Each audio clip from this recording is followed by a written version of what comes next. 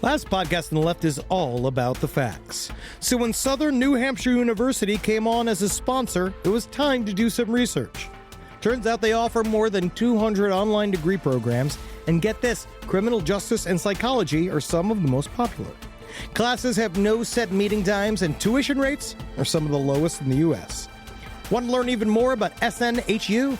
Visit snhu.edu/last. Insurance isn't one size fits all. That's why drivers have trusted Progressive's Name Your Price tool for years. Just tell Progressive what you want to pay, and they'll show you coverage options that fit your budget. Visit Progressive.com to find a car insurance rate that works for you. Progressive Casualty Insurance Company and Affiliates. Price and coverage match limited by state law. There's no place to escape to. This is the last podcast. On the left. From your glade. That's when the cannibalism started. What was that?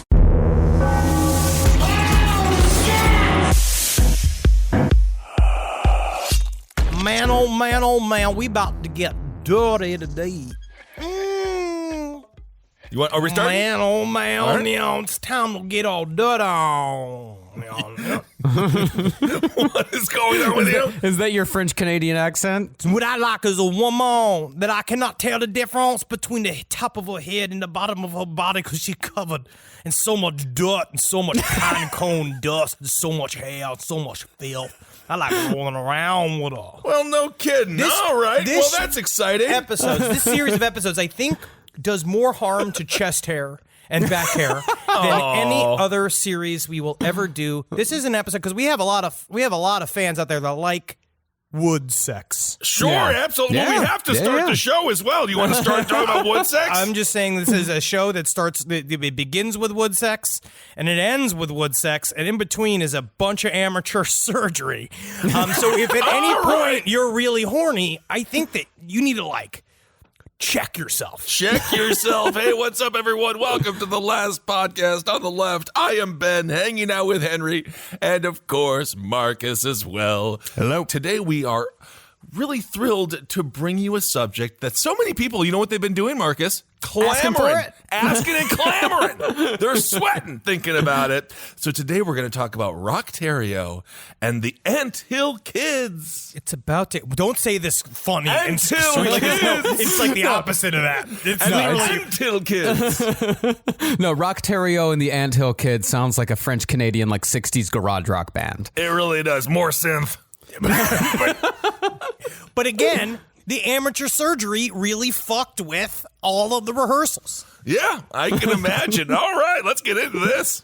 Roch Thériault was a French-Canadian cult leader active from the late 70s through the early 80s. His blend of pagan ritual, Old Testament theology, and mysticism eventually translated into a sadistic, all-consuming backyard fuck party with rock at the center. Yeah, he was at the hot cheese fondue center of this backyard fuck party, and he loved every fucking minute of it. And the thing is, no one else did. Well, when you say with rock at the center, are you talking a Sammy Hagar concert? Are we having a great time listening to solid tunes You've been following during on a Insta? fuck party? I have been following nonstop Old Rocker Instagram because they're the ones who actually know how to use it. They really do.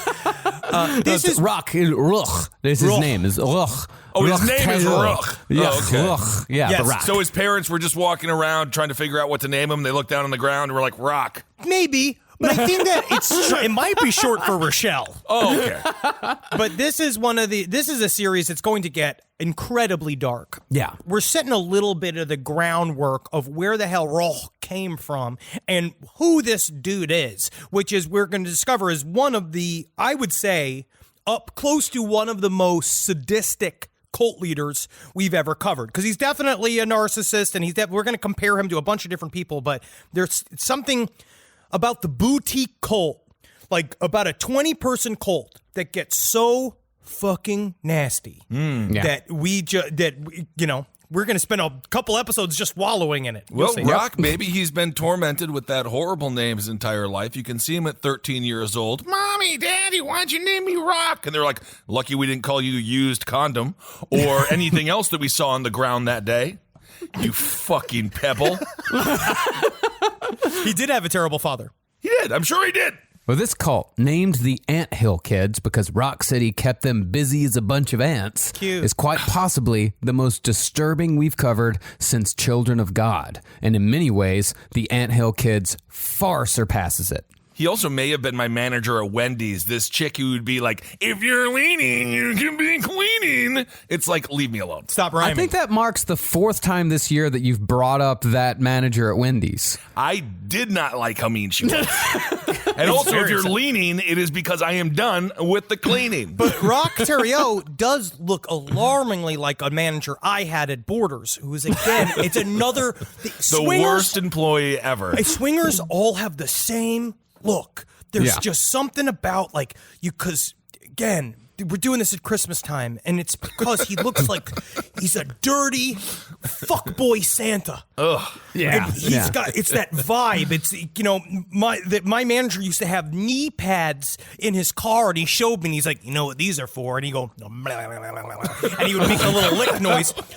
Roch Thériault legitimately. That's not even how you would do that. He's like, my knees are bad, but I got to get down there for as long as possible sometimes. So he's just getting face planted in all the crotches of women in the parking lots? Just loved eating pussy. And Roch Thériault is like that. He is the equivalent of what Travis has shown us all through TikTok of the old man sitting with the camera just on his face in silence, just making cunnilingus stuff.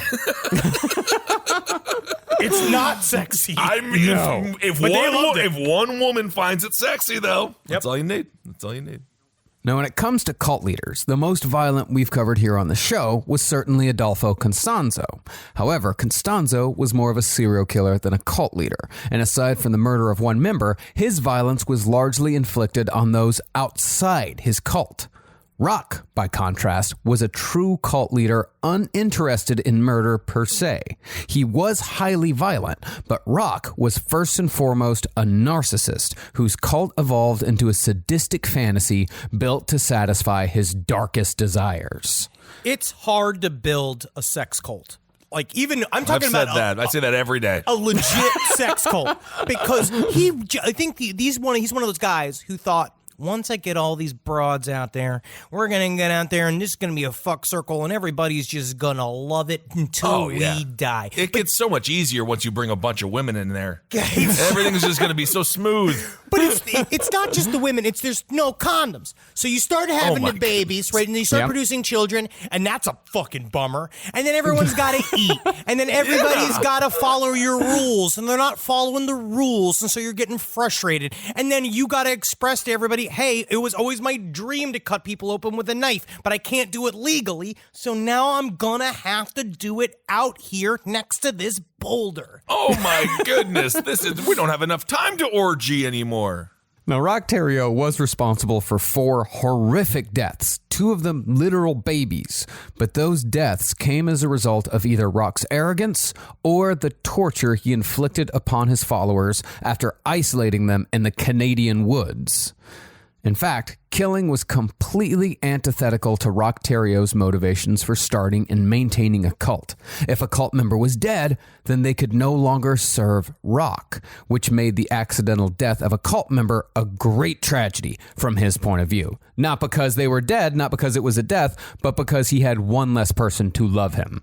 And unfortunately, he didn't really learn any lessons about what he was doing and the consequences of his actions. He is the true archetype. I got into a very deep YouTube hole of like people talking about narcissist, sadist personality types, and he is the exact picture of it. Because not only does he get off on pain, so narcissists need their supply, right? They need to have people worshiping them, making them feel at the center of attention. So, but if you are a narcissist sadist, because a narcissist a lot of times will use sadism, which is the act of making pain for the sake and love of making pain and having people be in pain. That you are, and a lot of times it's akin to a sexual gratification. Like you like someone's moans of pain to you sound like pleasure. They would like that.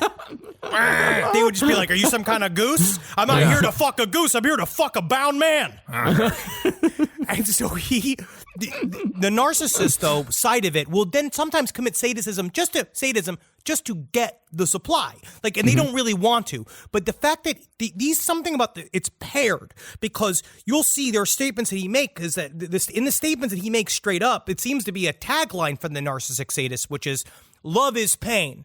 Your love of me is equal to pain. So the more pain you feel, the more love for me you're expressing. You just got that from Hellraiser. This is before Hellraiser. This is pre-Hellraiser, man. This is all pre-Hellraiser. Was Clive Barker a part of this? No, but he is Canadian, and honestly, I'm thinking he might have stole a lot from this. Okay, so he doesn't want any of his, I'm going to call them constituents to die, much like an 1830s farmer didn't like their children to die, not because they like the kid, but they need the workers. Their workforce. They need the workforce. Now, as far as his qualifications for cult leader went, Roch was somewhat different from some of the others we've covered. Instead of being tiny and malnourished like Manson, or tall and malnourished like Marshall Applewhite, Roch was big and burly, kind of a Hagrid type character. He is very much like a dick out Hagrid. Deleted scene from Harry Potter right there. But again, if you're being, this is the other thing too, we'll talk about this. People kept, of all of the cult leaders that we've covered, more of his former members called him sexy than any other cult that I seem to remember. That he is, women in this group, in the very beginning, women loved Roch. Bro, I've been watching a lot of old wrestling videos on WWE Network from the 80s. Those big, burly, hairy men, our women salivate over them. That's my goal. Yeah. I want to get the Alex Jones body with my hair. Yeah. Ooh, yeah, all covered There's with something oil. about it. Ladies went crazy for these guys. Stan Hansen. They used to love this guy. If I was a wrestler, my name would be the Anvil. Well, there was. I'd be a leather daddy character. That's Bret Hart's cousin. That's Jim the Anvil Neidhart. You already taken. Sorry, buddy. Damn it. Roch Thériault was a large, muscular man with piercing blue eyes, a big bushy beard, and an impish grin. And apparently this guy was very attractive by backwoods French-Canadian standards. As far as charisma goes, he was a born entertainer with a natural flair for performance who could command a room with an off-color joke or a tall tale. Women found him romantic and charming, while men were drawn in by his confidence and lack of inhibition. In other words, he was fun at parties. He was a funny guy. That's the other thing people keep saying about Roch, was that he was very funny. But I haven't seen any of his material. So I don't know if he's necessarily funny. He does seem to be kind of like the guy who's super funny at your office that thinks that comedians just make up shit like off the top of their head 24/7. I could do that. He is that type of funny where, we'll see. He uses a lot of props. Oh, okay. Yeah, he's a situationalist comedian. Yeah. All right. And of course, we would be remiss not to mention the hit sitcom from the 90s, Rock, which was also pretty funny. Same build. Same build as that man. But as it usually goes with people like this, Roch also had an insatiable hunger for acceptance and approval. Shut up, Marcus. Shut up. Yeah, at what point did you realize you were just researching yourself? I mean, I wish I had his same piercing blue eyes, but I'm glad I'm just a comedian. Oh. But being wildly insecure gave Roch another key skill needed for a cult leader of his stripe. Supernaturally convincing in a way that bordered on hypnotic, Roch had a sixth sense for detecting insecurity in others. It was said that if he found an insecure soul at just the right moment, he could make them believe anything, using a confidence that people who were a little more with it read as supremely arrogant. That is one of the ironic things of the sadist personality disorder, is that which is taken out of the DSM. It's not there anymore, but one of the main attributes of it. The reason why they took it out is because they didn't necessarily want people to say it was a diagnosable disease, so that when people did sadistic acts, they would kind of say, "Well, I'm a clinical sadist, so it's kind of a thing that I do." But it fits into this world of they're actually ultra empathetic.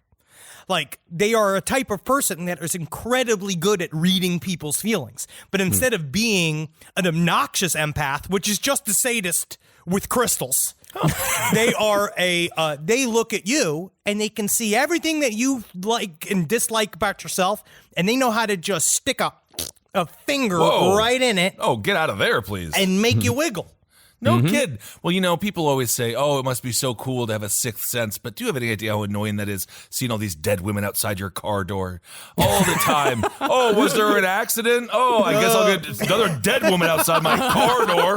Oh, did a child die in this one? Thanks so much, sixth sense. I actually really like the idea of you as a beleaguered psychic. Another one's dead now. Just you sitting there, because also, just, if Kissel does seem low energy, it's because he described how he came in, he's like, I have a little bit of a tummy ache, and I was like, oh God, COVID, and then he's like, no, I just ate a large stuffed crust Shut up. pizza. I got hooked in by one of their Pizza Hut last I night. got hooked in by a Pizza Hut commercial because it was reminiscing about the power of Christmas. I could just see you. Shut up! That's off, and that is off mic conversation. Yes, I have a tummy ache right now because I ate too much pizza. Sure, But you sound like Michael Jordan in that game after he ate the rigged pizza in Utah. that's exactly. And I'm playing just like he did that. But you just imagine you surrounded by all these dead people just folding Pizza Hut into your mouth, just being like, well, you can't eat, because luckily none of you have any mouths at work, because then I don't have to share any of this delicious, look, eat it backwards. Oh, you can't eat it backwards, yeah. Well, concerning Roch's arrogance, even though he dropped out of the 8th grade, he thought of himself as a self-taught intellectual, a Renaissance man who could conquer anything from politics to surgery. Yeah. A bit of a surgery hobbyist, you'd call him. I never want to hear the term amateur surgery. Definitely not. No. Like, this isn't fun. There shouldn't be a surgery open mic. Well, it would literally be like if Neil Young stopped playing with model trains and then you're like, and welcome aboard Neil Young Express. He has no idea how to actually drive a train. I know how to drive a train. It just sits on a road. It doesn't leave or anything. You just pull the lever, go choo choo, choo choo. You sing the hits. Now, Roch Thériault came to power in the late 70s. This was a time of gurus, when people were, for one reason or another, looking for spiritual guidance from bearded men running filthy, miserable communes in the backwoods of North America. In fact, Roch Thériault could most closely be compared to another man from the same era who was 1,000 times more successful, although the other guy was certainly more cosmopolitan. That man was Dave Berg, founder of the infamous Children of God cult. Dad was a sexy guy. No, he was not. Ooh, that guy was. I still have nightmares from that series. Well, this is very similar to that. Great. And Yeah. I'd Great. say that the difference is, again, Children of God became a franchise cult. Now so we're starting to see the differences, right? Where Scientology and all these other that are a little bit more business-minded. Their jobs are to, like, the cult leader becomes more like deformed CEO. Where him, like, obviously his David Berg's peccadillos were the things that ended up like destroying everything. Well, yeah. But they were actually really concentrated on the cult getting bigger. Like, they wanted, as they were really, really into the evangelism and getting more people involved and making money off the people that were involved. Where somebody like Roch Thériault, he keeps it small, he keeps it local. Because the idea is that he just wants his own. This is really all about him. Yeah. Nobody else matters in any way, shape, or form. He is building a custom-made group of humans that he believes are just his fuck toys. So that he's going to the use Whole for forever. Foods. He's the Whole Foods of cult Whole leaders. Foods is massive now. Now it is. It's now massive it now. is. No. Back in the day. He is of cult leaders. He's the Ottobar of cult leaders. Oh, great bar there in Baltimore. Check it out. Well, both Roch Thériault and Dave Berg were drunks. They both encouraged familial orgies. They both split up families as a method of control. Both were polygamists. Both used the Book of Revelation as a foundation for their belief system. And both were funny. Or at least tried to be funny. Yeah. Yeah, you got to be a little bit funny if you're trying to get a whole family to fuck each other. You got to get in there somehow.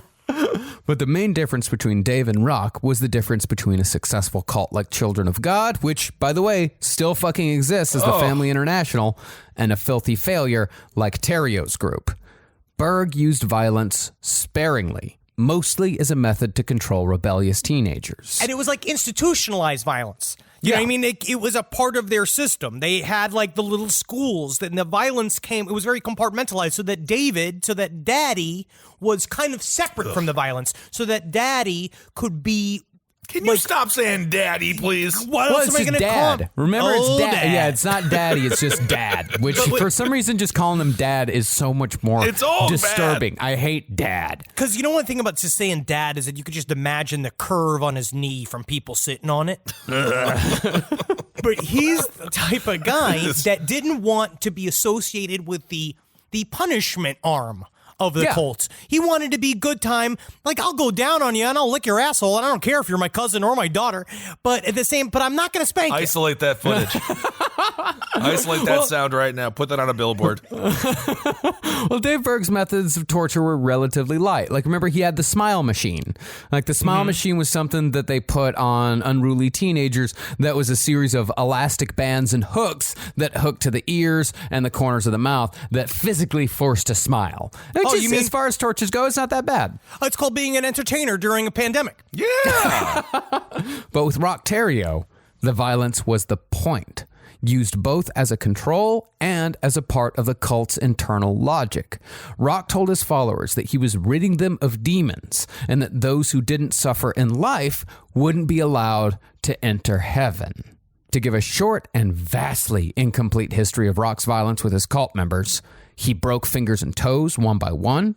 He burnt his followers with acetylene torches until their flesh bubbled. He cut them with broken glass, and in one case, pulled 11 teeth from a follower's head with dirty pliers.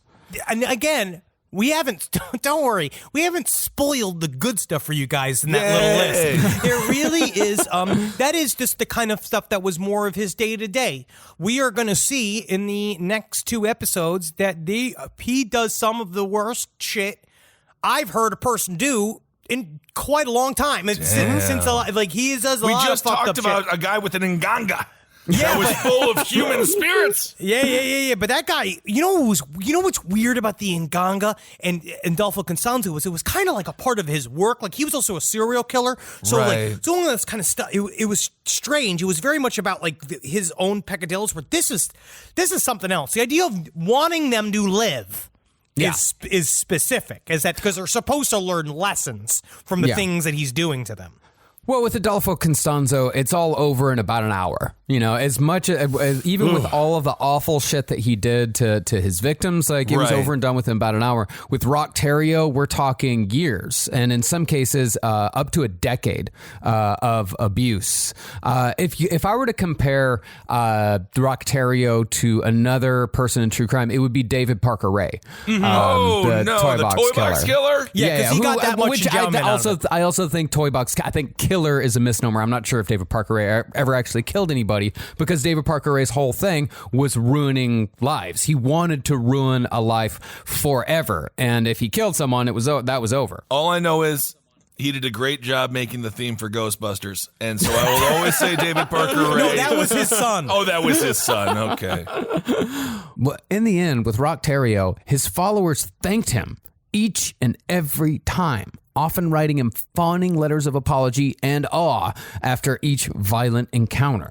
As the violence grew, so too did the admiration, and this blind loyalty ended, as it usually does, in the death of some of his followers. But perhaps Roch Thériault's most evil technique, which makes him somewhat unique in cult leaders, was his utilization of the cult members' children, some of whom were his own. He used them as a choke point to gain and keep obedience among his followers, and it ended in death for some of them. Him and old Sleepy Herf from Heaven's Gate both truly disliked children. He did not like children. He thought that they were a liability. Again, it's just so not super sexy to have all these kids around when I'm Right. trying to gush inside of all these women without condoms. And then you wonder why, he doesn't really get the memo that in the end, you got to do is pull out, shoot it into a bucket. Well, yeah, I mean, I suppose if you got a little spittoon around there. We're not talking 1 or 2 kids. We're talking 24 children Oh, my that he God. produced over the time in his cult. It's like I hate black licorice, but what if I just kept making black licorice and just leaving it all over the house? You know what I mean? It's the same thing. Yeah, that's very true. But before we get into the full tale of Roch Thériault, let's acknowledge our source today. On this one, we've got Savage Messiah by Paul Kalla and Ross Laver, which is a solid, if sometimes overly judgmental, true crime book with fascinating details. I will say I watched a horrible documentary that did nothing. That it was one of the worst names for a documentary series that I've ever seen. It was called Very Bad Men. And you're like, ooh, yeah, he's very bad. And you're like, no, yeah, this isn't Bruce Willis from Moonlighting. Or I mean, this is fucking. He's a very. He actually, you know what? I'm saying I take it back. He is a very bad man. I just wish they put more details into it. Well, and that's just a great reference there for anyone who is older than us. Moonlighting. Yeah, what a Moonlighting, show it was. What before that was our from, time. Before we were born. No, I watched Moonlighting. Even I got the sexual attention as a boy. I don't know. This podcast is brought to you by Squarespace. Squarespace is an all-in-one website platform that helps you stand out online. Yes, that's right. You don't have to smash your face with a hammer. You can just start a business. It's got everything you need on Squarespace, from securing your domain to building a professional site and showcasing your work all in one place. Let's say you want to show everybody how you can carve your ribs out of your lower abdomen so that you look more like a Ken doll. That's amazing. You can bring your vision to life with AI-powered design or curated templates, plus flexible editing tools that helps you create something that truly reflects your style, especially if you are somebody that is trying to corrupt the young men of America. That's what Squarespace is really going to help you. Squarespace makes it easy. It makes it easy for you to put all that together, and you just go to Squarespace and do it all. Thanks, Braden. Head to squarespace.com/left for a free trial. And when you're ready to launch, use offer code LEFT to save 10% off your first purchase of a website or domain. Hey there, everybody. Is your cell phone bill too much money? Are you getting that bill and you're like, hey, what is this? I can't believe for what? For 5G? Are you crazy right now? $100? I don't even barely got any bars when I'm just sitting in my living room, okay? You don't have to deal with that anymore. Are you ready for this? $15 a month. That's right, $15 a month on Mint Mobile. Yeah, baby. Get their wireless plan, because they're just sitting there on the T-Mobile 5G network, and it's just $15. Your whole life, you're just paying all this money every month. You're like, why? Where's it going? It's going to these phone companies that are robbing you. So go to Mint Mobile.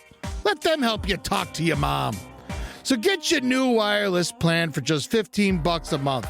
Go to mintmobile.com/LPOTL. That's mintmobile.com/LPOTL. Cut your wireless bill to $15 a month at mintmobile.com/LPOTL. That's it. There's no catch. Upfront payment of $45 for 3 months, $90 for 6 months, $180 for 12 months. Plan required, $15 per month equivalent. Taxes and fees extra. Initial plan term only. Greater than 50 gigabytes may slow when the network is busy. Includes up to 20 gigabytes hotspot. Capable device required. Availability, speed, and coverage varies. See mintmobile.com. It's obvious we love true crime, but it does make us feel a little paranoid about what's out there, as it should. And that's why it's so important to get a home security system that gives you peace of mind. With SimpliSafe, you can stop crimes before they even start using their AI-powered cameras to identify threats on your property and alert US-based live agents to take action. Like arriving in a helicopter in the night, coming down from the helicopter, zipping down and breaking through the windows with their big axes, and going through the house, ripping through the walls, finding the criminals. It's easy to do. SimpliSafe has been a game changer for us. And the best part, there's no long-term contract. We've used it since the very early days of SimpliSafe here at LPN, and it keeps us safe, doesn't it? It keeps all of our thoughts inside the building. Then there's the ones we let out because they have to go out, because that's a part of it. But SimpliSafe keeps the other thoughts safe. And for that, we say thank you, SimpliSafe. And we want you to experience the same peace of mind as we. which is why we've partnered with Simply Safe to offer an exclusive discount to all of our listeners. Right now, you can get 50% off your new system by visiting simplysafe.com/LPOTL. That's half off at simplysafe.com/LPOTL. There's no safe like Simply Safe.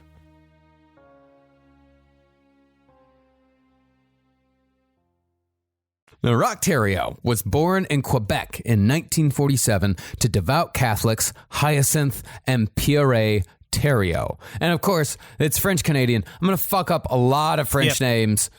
Just bear with me. Yeah. The French stuff is hard. Also, similar to Order of the Solar Temple, a lot of the original documents are in French. So there's actually not. I actually thought that this cult would be way more covered in English, and it's not. There's certain sections that I'm going to get into as we go, and I'm also on the lookout for Roch Thériault's fucking memoirs. If anybody has an English translation, I want one. Thériault. God damn it! All right. Roch was one of 8 children, and when he was 6, the family moved to a small asbestos mining community called Thetford Mines. They were mining asbestos, huh? Yeah. So you want to keep that where it is. It's called. we like to call that Spicy Cloud Junction. Oh, Yeah, that was in a district in Quebec that was known for asbestos mining, and Thetford Mines was one of the most successful asbestos mines in the entire province. that's great. Killed my grandfather at 66. Asbestos. Got cancer. Between that and my grandmother, he did not have a good chance to live long. Was that the grandmother whose pants kept falling down? Yeah. And she kept on falling. Even when sitting, her pants would fall down. Did he get that poisoning from Buchenwald? I don't know what happened, but I do know my grandmother apologized on his deathbed. So isn't that nice? She apologized to him as he was dying. So that worked out great. The Thériaults were described by neighbors simply as backwoods people. And while Roch's mother sounded like a fairly normal human being, his father was a religious zealot. But then does that make her a normal human being? If you marry, I feel like what happens? Like how do you marry a religious zealot if you're just a Jennifer Aniston? I feel like it's so much cuter if it's the mom that's super crazy into Catholicism, but the It is dad is cuter. like, well, Wendy's just a little bit nuts. But like if the dad Then is it becomes super- sinister. Yeah, then Yeah. it becomes really scary. Double standard. It is kind of a double standard. No, well, I think because the father often gets violent with the scariness. That's it. That was the reason. Mommies get violent. Yes, they do. Mommies do get violent, but daddies are more likely to be the violent ones. I remember when I was really harassing my mom one time, and it was harass her, and then she hit me in the head with the phone. But then she came in, and then she cried for like an hour, being like, I never. So I feel like there was other things going on besides just me like being annoying while she was on the phone. See, that is a psychological mind fuck. Oh yeah, when you get hit When and you then get they hit cry. and they cry, then you're like, it's okay. Yeah. Do you want to hit me again? Well, Hyacinthe was a member of an authoritarian fascist group of Catholics called the White Berets, so named for their distinctive headgear. Rebranded today as the Pilgrims of St. Michael, the White Berets were an offshoot of a more conspiratorial movement. Originally, it was a pretty standard New World Order, the Jews run everything mishmash. But by the time Hyacinthe joined, the White Berets' main goal was to destroy the secular world and hand control of all institutions over to the Catholic Church. No, a bit of a slippery slope there. I looked them up. I'm getting to learn a little bit more because not that I've been vaguely, even remotely political, but I've been reading more and more about the idea, like, political concepts. And there's stuff like that you find out that I guess the term is dog whistle to fascists that I didn't know. Like, if you look up the term social credit, there's michaeljournal.org, which is the last of the vestiges of this group, it just says Michael for the triumph of the immaculate, which seems really funny for a bunch of people that there's a lot of pictures of weird goblin-like people with large noses on this website to be that immaculate. Interesting. But social credit is one of those things that, like, it says, oh, we got to give things back to the workers, we got to do all this stuff. But then you find out, whenever they picture a banker, it's like one of those goblins from Harry Potter. No kidding. Not good. Social credit system. Not very fun. And so, every Sunday, Hyacinth forced his children to go door to door in their small community with a collection box to gather cash for the White Beret cause. He'd knock on the doors of strangers, and as soon as they'd open their door, they'd be met with a litter of tiny Quebecois children falling to their knees and shouting prayers as Hyacinth made his Pope above all pitch. Wow. You got to give them something. I mean, just to get him out of there. Just be like, get the fuck out of here. Yeah. Oh, no, it was a shakedown. It was a full shakedown. It was just like jiggling the coins in the box like, hey, we'll get out of here if you just give us a couple of dollars. It's the religious equivalent of when the guy used to come on the train, the L train, that used to play the saxophone horribly, and he had that sign that says, play me to stop. Pay me to stop. Guy. That is still to this day my favorite subway performer. Well, he would step on this train. He would say, "I'm from outer space, and I'm here to rock you." Yeah, and then he was awesome. It was rough, but I always paid him. You have to. Also, what is it about hats? What do you mean? What is it about making a group wear a specific hat that makes everybody bad? You can't hide a hat. But I don't understand. What is it about hats? I guess the Shriners are okay. They've all got the fezzes. They're not too sinister. I mean, I don't know. They still do that weird ceremony where they all pretend to blow each other, and then they go down the weird razor slide, and then they do weird, and then it's a lot of tricycles. There's a lot of old men on tricycles. No, I don't think so. The Shriners, they're little cars. Yeah, and they're helping the kids with the cancer. And their hats are fun. They can be used as a soup bowl. Yeah, if you're on the road. But do they think playing with the kid's butthole is helping them distract from cancer? Well, that's a controversial statement. Well, because you just said the word distract, which would it distract? Yeah. But is that good? No. I don't know. Maybe they think it's, the ends means the means, or ends No. Well, as far as Roch went, he hated participating in these White Beret donation drives, and he considered these weekly marches with his father and siblings as humiliations of the highest order. It instilled a deep resentment for the Catholic Church, which would never go away. From what it seems like, though, this made Roch the odd man out in the family. From what Hyacinth later said in the late 80s, shouting at reporters through his closed door, he raised 7 children and only one turned out like Roch. He's not wrong. That's not bad. Pretty good odds, actually. But if there was 2 Rochs, then he would have to be put in the Hague. You know what I mean? Well, that's not it's good. like he just kind of barely made the mark of being a fine father. But from a young age, Roch was taught pain. As children, he and his siblings would play a game with their father called Bone. In this game, Hyacinth and the kids would sit around the dinner table, kicking each other in the shins with big boots as hard as they could until one of them finally said, "Stop. Enough." I think they did that at the Kennedy's house, too. Yeah, I'm pretty sure we used to do that as kids. You kind of punch your friends in the shoulder and stuff. This isn't that bad. Yeah, you don't play that game with your dad, though. No, my dad was home at night. Don't do this. He's a truck driver. Marcus, no. Marcus, why did you do this? No. Played Bone. Oh, my God, his tears are so big and they smell like marinara.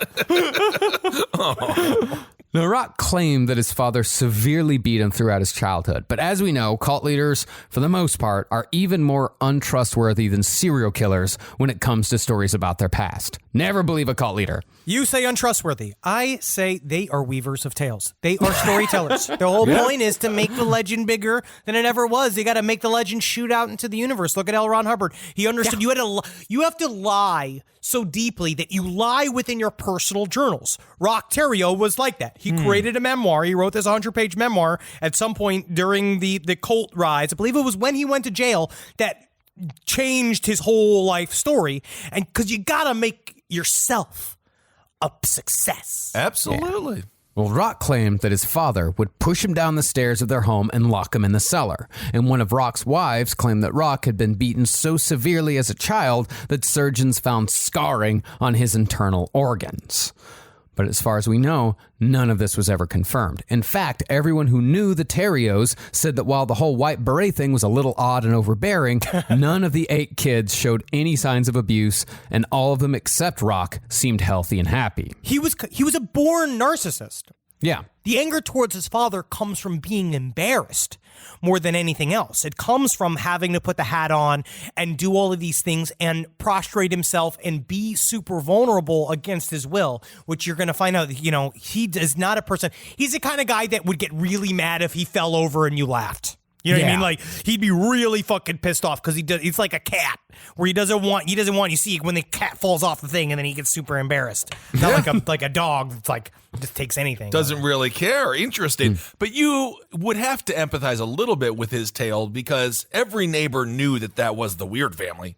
Of course. Like, everyone had to be like, yeah, it would suck to be those kids. Yeah, but because my father, they go door to door begging for change. My father embarrassed me so implicitly, it made me have no sense of shame that actually helped me be a performer, allowed me to perform nude, and highly embarrass myself in many circumstances because I became immune to embarrassment. Well, you got to make those cops laugh at the bar, and that is usually involves you getting naked, doing something stupid, and then they can say, better than that guy.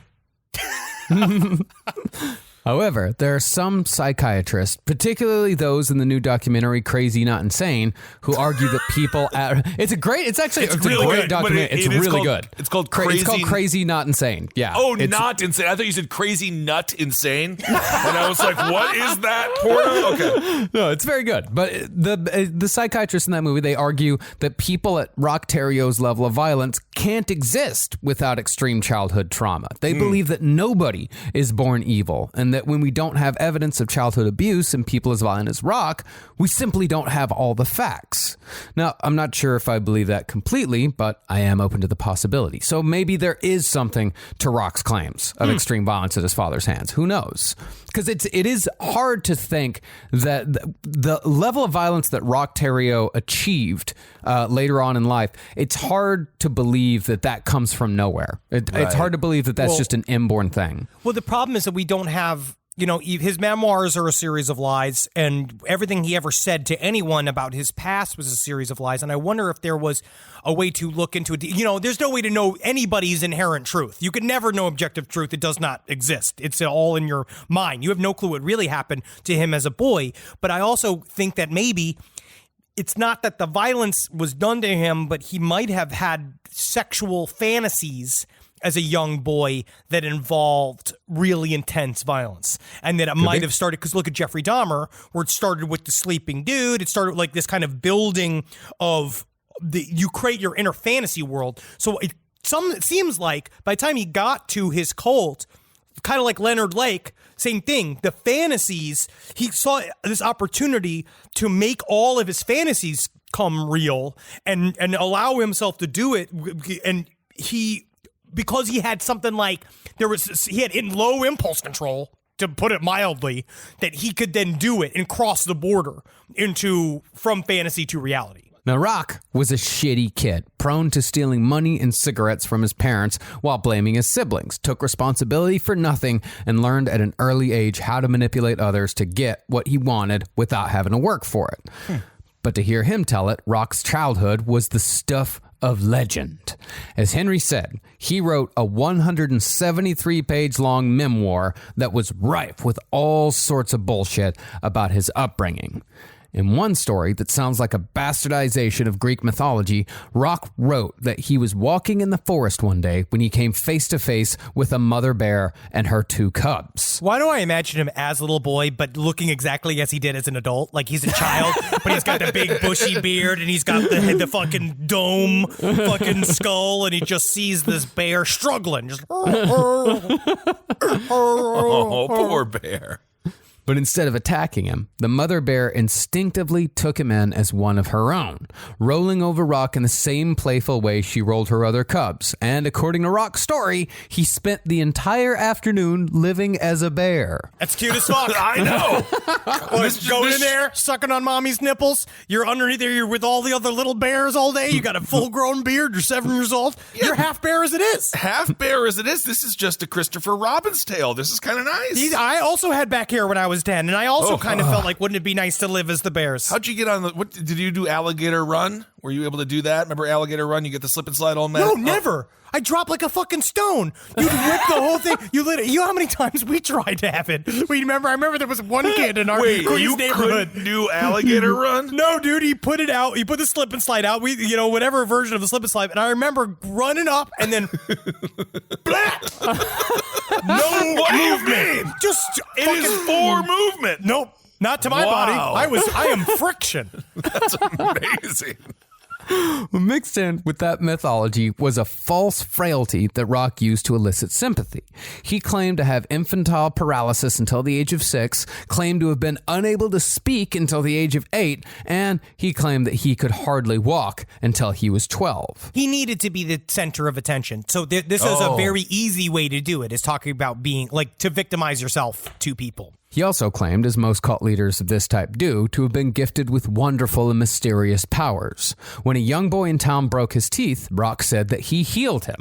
Soon, Roch was healing broken limbs in both people and animals, and he claimed to be able to bloodlessly castrate cattle and pigs with ease. Yay, every child's fantasy. Yep. I remember, have you ever played My Little Castrator? I never did that one, no. I loved that as a kid. Yeah. But I definitely remember being highly disturbed about like these big mason jars full of bull testicles for when, all of my family would do the castrating on all the cattle. It was a fucking really disturbing sight. That's how they knew you weren't going to be a rancher. Yeah. And he looked at you. He can't handle looking at the balls in the jars. That's why every Christmas you received one big book, like in a Dickens novel, where you just sit and just read one book a year. I was fascinated, but not definitely not in a hurry to join in.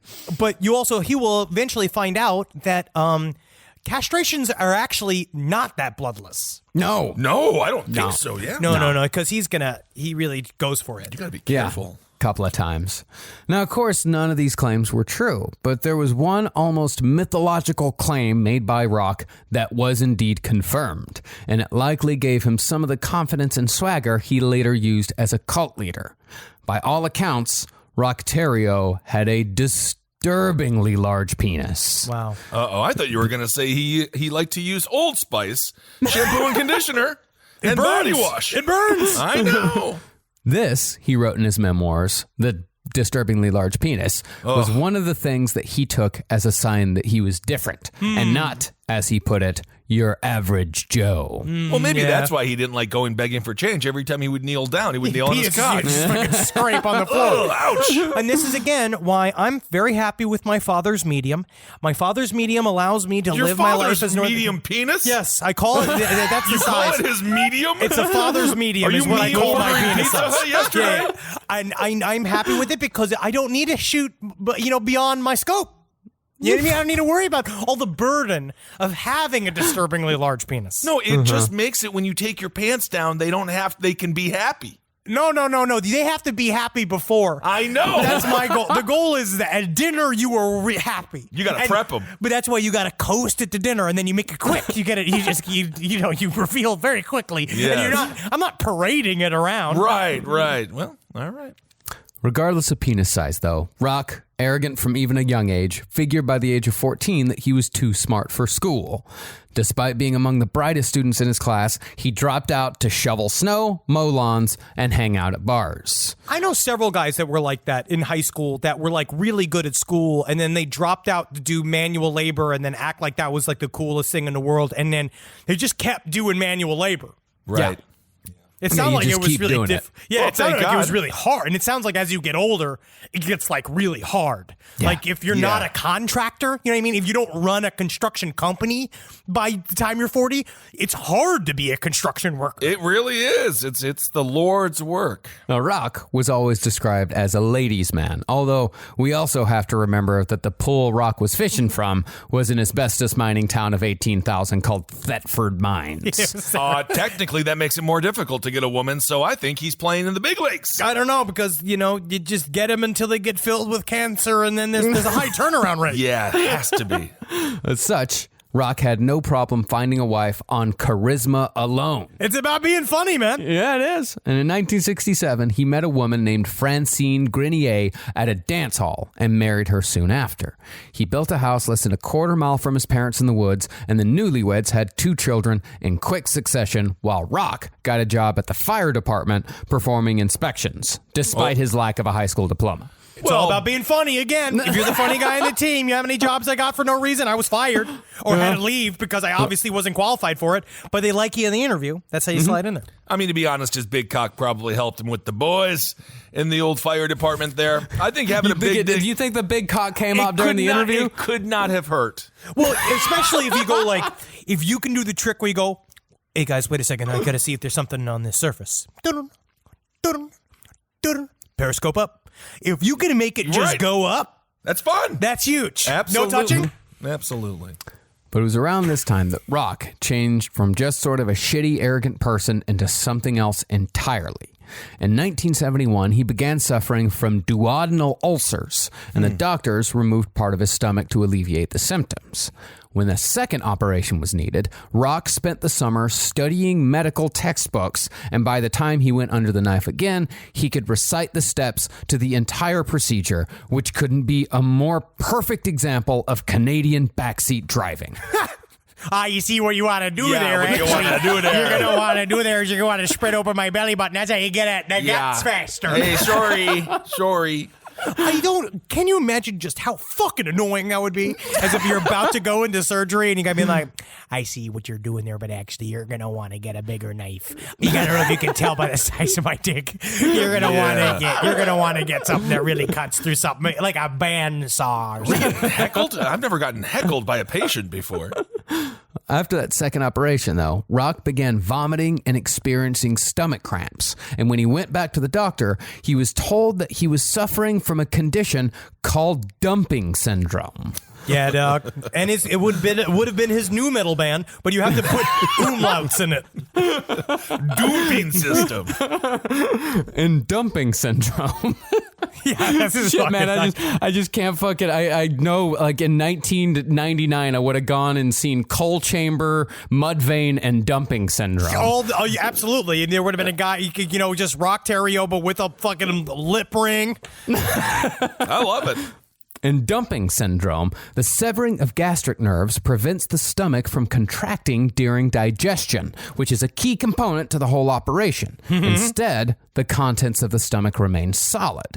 The mass then moves rapidly from stomach to intestines, causing extreme pain and preventing the body from extracting nutrients. Oh. Let me show you the first miracle I will perform for you. Uh-oh. You see this hot dog? Yeah. Watch as I fold it inside of my mouth. That is really great. Oh, you can feel every one of the pieces of relish. Oh, you're taking... Okay, that's perfectly solid hot dog on the other end. Wow, well, that's Witness! human. Witness God's tunnel! I am the tunnel of God! Shit. This is that is shit. The hot dog comes next. I think the hot dog it pushed a bunch of shit that was at the first. front. Yeah, well, let's see that. Well, as it happens with some people, both the stress of the surgery and the pain that came afterward changed Roch Thériault. He'd always been a notorious crybaby, complaining endlessly about everything. But after the surgery, he also became a hypochondriac, telling everyone that his insides were now made of plastic and that cancer was coming any day now. What are you, like fucking Uncle Kevin? He lives in asbestos. Yes, I mean, like, honestly. So he's just like... You are covered. The entire town is covered in asbestos soot. Do you really think you need this to actually... Like, you're all already dying. You're all just walking tumors. Yeah, it's very bad. Very bad for you. In addition to just being more annoying, Roch also became more reckless and self-centered, quitting a solid job at the fire department to sell self-made kitschy beer mugs at swap meets and bars. Okay. I'm my own man. Can you say I'm like a Crate and Barrel, except I'll fuck you. Yeah. Rock, you got to put your pants back on, buddy. This is a family event. I'm sorry, I am numb from the shaft down to the tip. I do not feel when the drafts come and they sprinkle on my, can you say, not Travis Joe? It's a pretty big one. Yeah. I wish I could be president. He also became more erratic, giving himself license to do whatever he wanted, whenever he wanted, without regard for anyone else, all because his tummy hurt. Kissel's fucking excuse over here, too, huh? I had too much Pizza Hut. But perhaps most importantly, Roch's outlook on sex completely changed. See, at the beginning of his marriage, Roch insisted that his wife wear long dresses to hide her figure. After the surgery, he was demanding miniskirts and wanted to talk about nothing but sex. He took it even further by asking his in-laws if he could open a nudist colony on their farm, giving it the real hard sell. No, listen, Aunt Carol, listen. Yeah? Listen. Yeah. I'm so happy you're here. Oh, let me first put this away. I'm sorry. This is hanging out. This is honestly, it happens all the time. It's a slippery little devil. He always wants to make an appearance. He's like Martin Short. Yeah, it's not little. I'll tell you that. Nor is it short. But here's this pitch. Aunt Carol, you're looking very feminine today. Thank you. I had a lot of Pizza Hut last night. What if I invited the bunch of naked just people here? Yeah, that's it. We play cornhole. Yeah? Both personal cornhole and the game. You want to do that on the farm, huh? We get a flagpole. We get a hot tube. Come on. Don't you want a naked stranger to be on your couch? Deep dish pizza, you can actually eat it backwards. And Carol, this is an incredible invention. The pizza is completely reversed. I mean, his offer was immediately rejected. Of course, I would hope so. And he took the rejection personally because he's a fucking narcissist. It's not that they didn't want nude people on their farm. It's that they didn't want him to invite nude people onto the farm. Like, they didn't trust him enough to do it right. There is no other way to take that other than personally. She rejected him physically in every sense of the word, spiritually as well. So it is kind of a personal assault. It's his mother-in-law. I know, man. You tell me, so you don't want me naked in your front lawn. You don't want your best friend naked all of a sudden in your front lawn. It's hard. Nudists are actually very polite. Yes, they're very nice. But you got to put plastic down. Yeah, nah. Now, Roch was obviously blossoming into a full-blown narcissist. And as we all know, there's one career path apart from cult leader that is tailor-made for this sort of personality, although one can definitely manage to combine the two. Needing even more attention, Roch joined a citizens committee and tried his hand at politics. Oh, what a surprise. It's a great name for a campaign sign. Vote Roch? Why not? Yeah, Roch. Rock the vote. Literally rock the vote. It fits on a sign. It's a great name. I think it could work. By carrying around a copy of the municipal code that he'd memorized anyway, Roch had a weapon to pull out for use in an argument at any time. Oh my God, beat this guy with a hammer already. But of all of the cult leaders, I would say he's really like a serial killer that, a lot of times if they get into, trying to dress up as a cop or BTK, get into security. He was the one who'd be like, your grass is a little... Yes, like these little hits of power. This was his attempt to get quote-unquote legit power. Yeah. Because he thought that he's a genius. He just thinks that and it's all because of the size of his penis. And it's not fair. The rest of us have to learn skills. I think it's really nice that you have. I'm happy you don't have a huge penis because I don't know what you would become, Mr. Zabrowski. I'd be a senator. Not surprisingly, Roch was fucking terrible at politics. He only put forth grandiose infrastructure plans that would have bankrupted Thetford Mines. And when he just stopped coming to meetings... In 1976, the council voted him out. That's the thing. When I ran for drama club president, I won on sheer power of personality alone, but then I also understood that I didn't want to do any of the paperwork. So my vice president was actually a very capable girl, and I just gave her kind of all the work, and then I showed up at the meetings and I had a lot of fun and stuff like that. But when it came down to the actual jurisprudence, when it came down to the actual run and that was for somebody else because it comes down. I'm an idea man.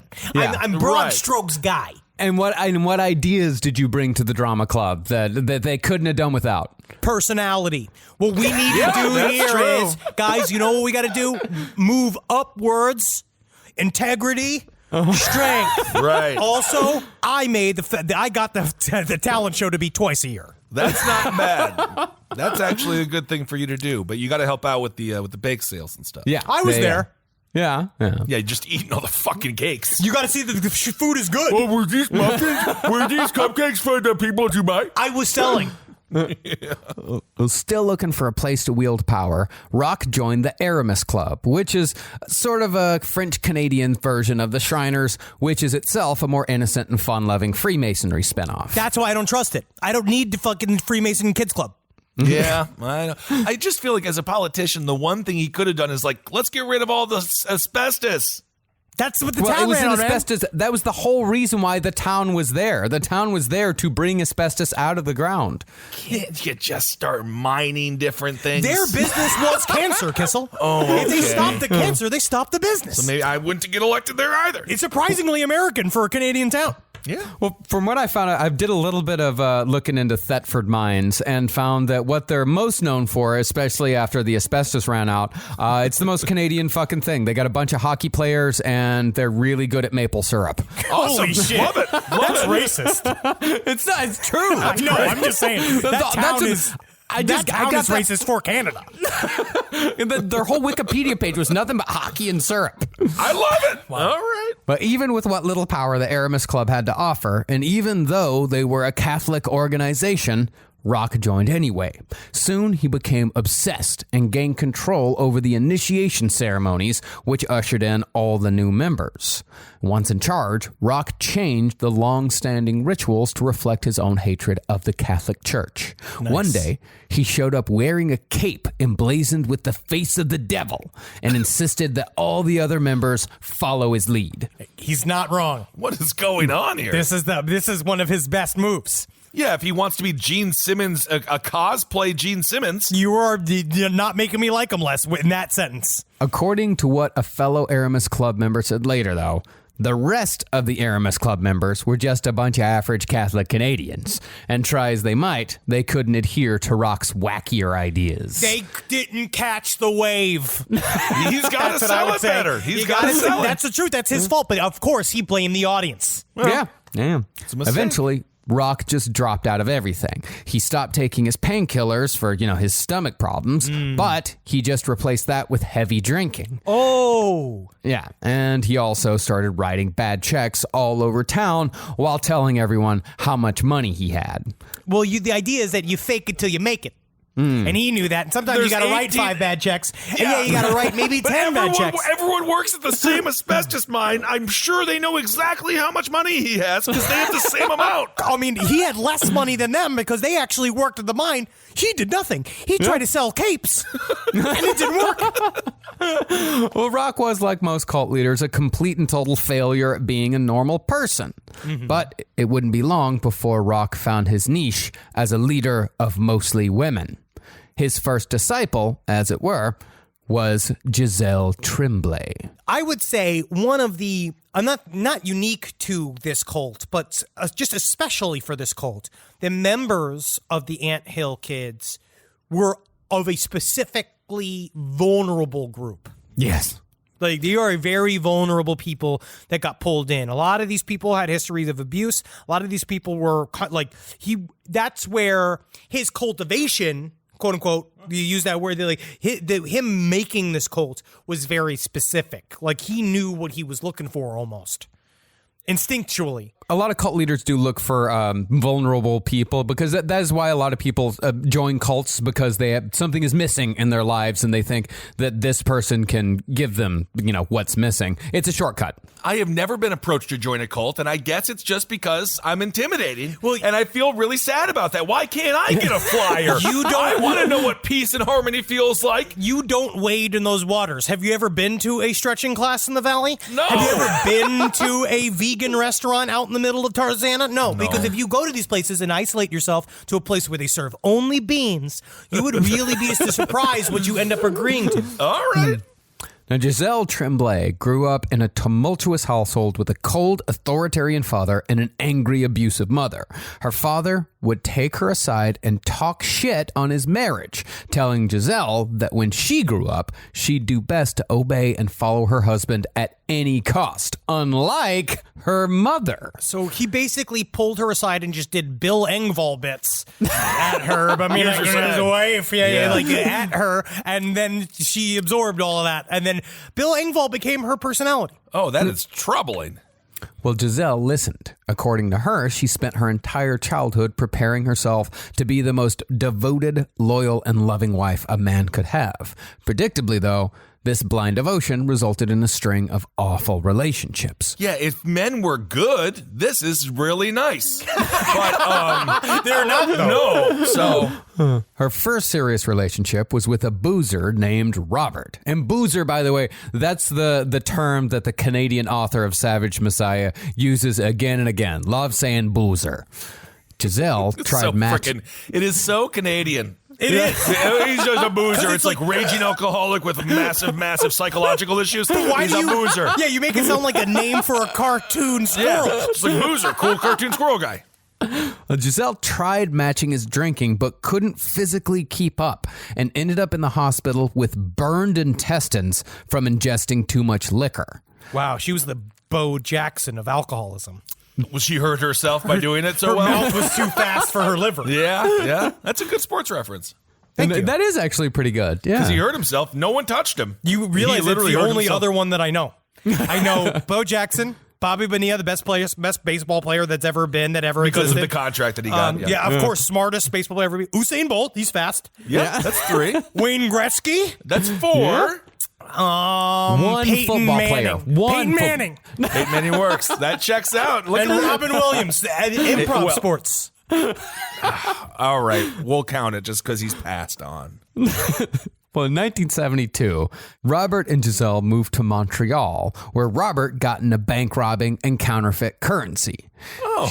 Yeah. So what's your husband up to now? Well, wouldn't you believe it? He's doing bank robbing, and he's kind of doing some counterfeit currency. Isn't that kind of fun? Actually, that does sound. Emily, she's into an industry. Want some gravy? We have gravy.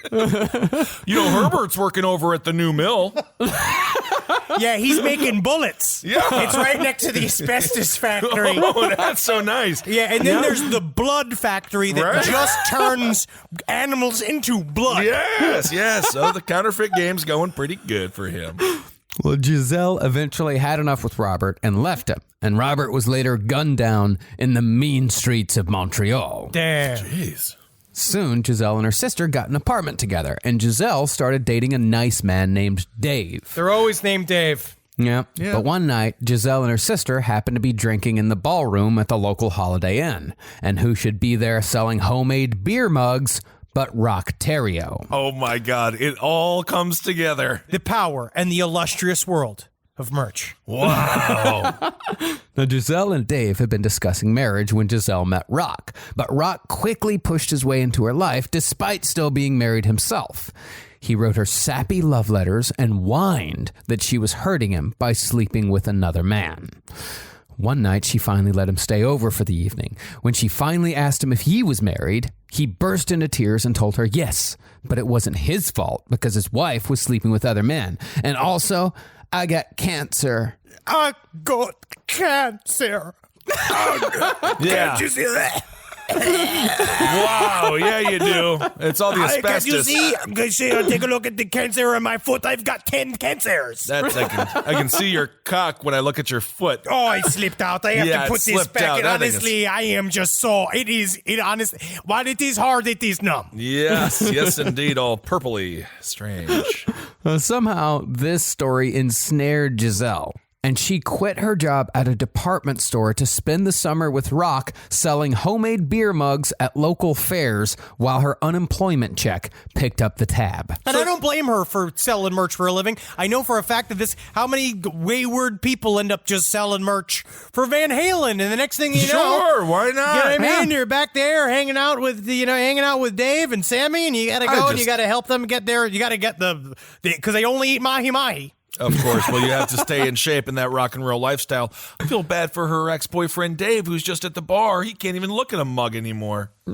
He lost everything to a freaking to a mug salesman. To a mug. What? So he must have been a big shot. He sells mugs.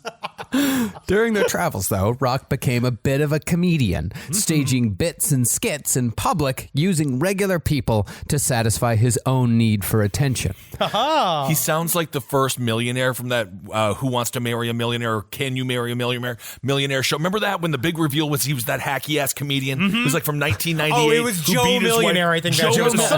No, Joe Millionaire, he was a construction worker. Yeah, no, it was like marry a millionaire, but then it turned out he wasn't even a millionaire. He's a failed comedian. Anyway, what I'm saying is Roch sounds like he very overbearing. He started as a comedian and technically moved up from being unemployed boozer to being a mug salesman. So technically he's on his way up. And as comedians, we've all done jobs that are, you know how many people have done, like, I wish I sold mugs back in the day. Well, you did have beef jerky eaten off of your own body on camera as a punishment. I was an actor. Well, when Roch and some of his new friends went to a strip club in a town called Dulbo, Roch collaborated with a dancer for a bit. He paid her good money to hang sliced strawberries from her nipples. And when she came on stage, Roch jumped from the audience and nibbled the strawberries off while the crowd roared with approval. Hey, unaware, look at the rabbit! Yeah, but you understand. Completely unaware that the whole thing had been a setup.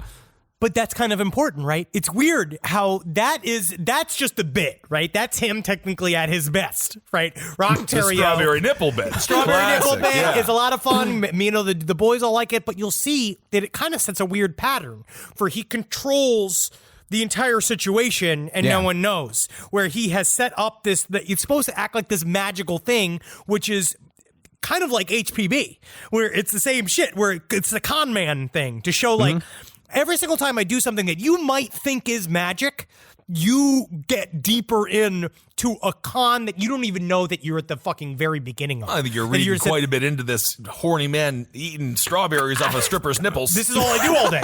Yeah. Another time, Roch collaborated with the manager of a fancy restaurant. He wandered into a steakhouse pretending to be drunk. Don't know if he was pretending or if he really was. The only way to enter a steakhouse is to wander into a steakhouse. That is true. No, you have to go with your hands on your hips going, I just got to check out what this establishment is. Big knives. Well, he was dressed as a homeless guy, and he walked up to a patron's table and just grabbed the steak with his hand and stuffed it into his pocket. And when he got a little pushback, the manager rushed out and said, no, it's all just a prank, everybody. Calm down. And then, of course, the dinner was on the house. That is just such a fucking Canadian bullshit prank. Can you imagine sitting there? The fury. I would rather be pranked by O.J. Simpson in the show Juiced. The fury that I would feel if I was sitting with my steak meal and I'm sitting there, I'm so excited, all of a sudden this big, stinky, huge dick homeless man walks in, takes the meat off my plate, because first you're like, ah! Everybody's just screaming and shit, but this big haggard, like fucking woodsman is in front of you, and then have the manager go, ha ha ha, got you fucking stupid customer. I took your money and I pranked you. Look how funny it is. And meanwhile, he's just fucking this steak with his huge ass dick. They're all laughing and shit. Yeah, because then you have to wait for another fucking steak to come. Well, steaks don't take that long. But you know what's weird is that when I was researching the sadistic personality disorder, you know what's one of the big things that come up is extreme pranks. Extreme pranks are a mark of the sadist because they don't know, they literally can't discern joy.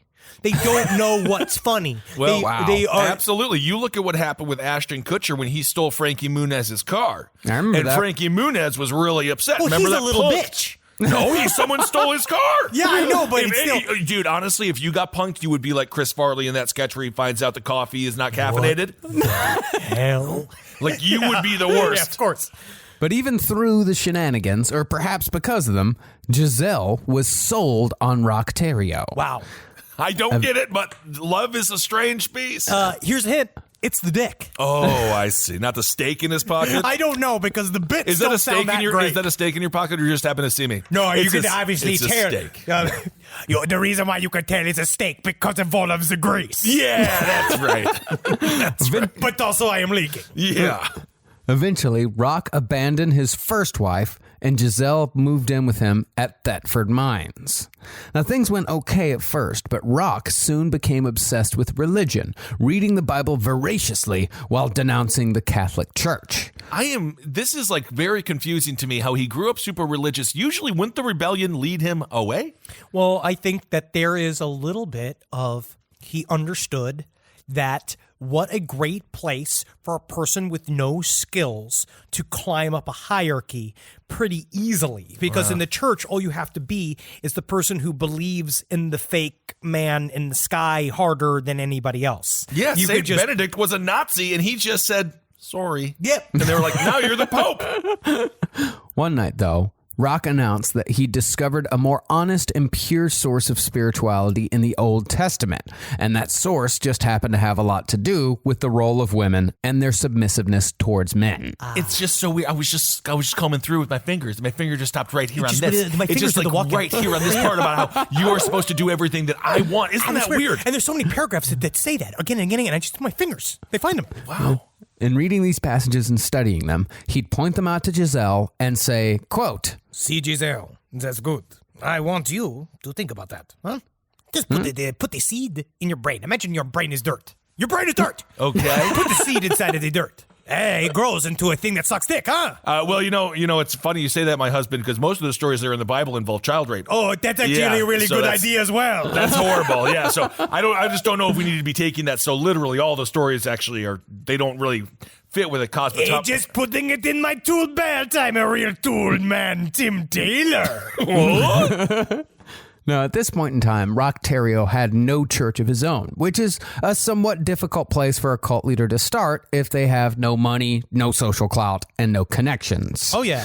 Because, L. Ron Hubbard, he was able to create his own cult from the ground up because he had a reputation as a science fiction author. Yeah. And Charles Manson gathered his followers with a charismatic blend of sex, drugs, and rock and roll. Branding. Doom buggies. Yeah. Branding is really important. I know that it's like a jokey answer, but you have to have like a perspective. What are you bringing to the table? What is you're the cult leader, right? You have to have something special. There's got to be a hook. Well, there's got to be an answer. What's your answer? What's your answer to the question that everyone... What is your answer to the question, why are we here? Yeah, why? Mugs. Yeah, but I mean, it started, but it shows how the answer can start with mugs. Mugs. But you know where it ends? Castration. Ah, damn it. Don't get too deep into mugs. Hate it. But for most American cults, the leader needs a jumping off point. And 99 times out of 100, that point is plain old Christianity. Heaven's Gate was Christian. Jim Jones's People's Temple. Of course, People's Temple was Christian. Even Joseph Smith, arguably the most successful cult leader of all time, wrote the Book of Mormon as a sequel to the New Testament. Right. And he's getting Whoopi Goldberg back for that, which was huge for that sequel. And they, it's kind of crazy because these other cults are, you kind of see how certain things kind of work differently. Where like Heaven's Gate was a passive cult where it accrued members and then they closed the gates. Jim Jones was a very reputable member of society. So he actually started getting people immediately because they believed in him because he actually was a very powerful and able politician. Yeah. But somebody like Roch Thériault is that if all you have is a huge dick, you got to build a base. It brought Rasputin all the way to the top. I know, but he understood magic. He also had he did karate all over Russia. Rasputin. This is a paid ad by BetterHelp. You know, stigma shows up in a lot of different places. I know I had to explain to my handyman about the devil imagery in my home. I had to explain that in our home, El Diablo es bueno. And he reluctantly agreed. I think largely just because he was in my home and he was scared. But over time, he began to see, the devil can be my amigo. See, even in 2026, stigma can get in the way of a lot of things, right? My handyman almost didn't put up my floating media cabinet, right? You got to get support for your mental health. Maybe you've encouraged friends to consider therapy while avoiding taking the first step yourself. because you're busy, worried what others will think, or telling yourself you should handle it alone. No, you need a team. Get therapy with BetterHelp, the world's largest online therapy platform. Give me a space to slow down and talk through what's building before it feels unmanageable. Says take a short questionnaire to identify your needs and preferences, and BetterHelp will handle the initial therapist matching work for you. Their industry-leading match rate means BetterHelp typically gets it right the first time. Feel confident knowing BetterHelp therapists work according to a strict code of ethics and are fully qualified. So don't let hesitation hold you back.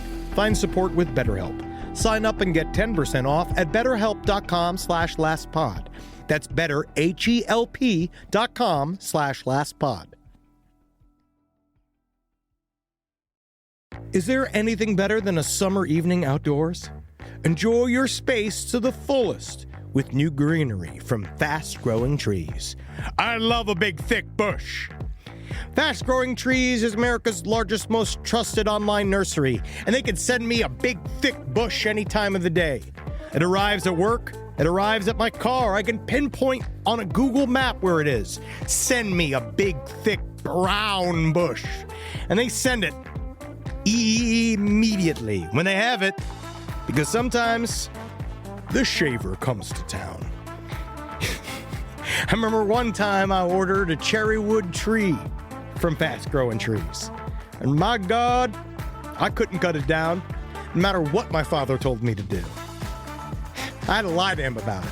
And next thing you know, I became the first president of the United States of America. And even you can become the first president of the United States of America with Fast Growing Trees. Right now, get up to half off select summer planting essentials, plus get an additional 20% off your first purchase with code LEFT at checkout. That's an additional 20% off at fastgrowingtrees.com with code LEFT at checkout. Offer is valid for a limited time only. Terms and conditions apply. All right, I know what you're thinking. I like to go banking, but I don't want to give to these big old banks all the time that cater to the 1%. Well, go ahead and get yourself hooked up with Chime. It's banking built for you, not just those rich jerks. And they got thousands of fee-free ATMs, because why pay to get your own money? Chime is working for you, man. You get your Chime card, you're going to get travel perks, you're going to get into airport lounges, you're going to get those chicken thighs. You know, every time I go to an airport lounge, I get chicken thighs. And you know what I say whenever I see a plate of chicken thighs? Give me more. Chime's going to get you those chicken thighs in these lounges, all right? Sure, they could serve other types of meat, but why would you when chicken thighs are so delicious? Chime is not just smarter banking, it's the most rewarding way to bank. Join the millions who are already banking fee-free today. Head to chime.com/left. That's chime.com/left. It only takes a few minutes to sign up. Chime is a fintech, not a bank. Banking services for Chime Card provided by Chime's bank partners. Optional products and services may have fees or charges. Stated cashback for Chime Prime only. No minimum balance required. Checking account ranking based on JD Power Survey published October 20th, 2025. For more information on travel perks, go to chime.com/disclosures.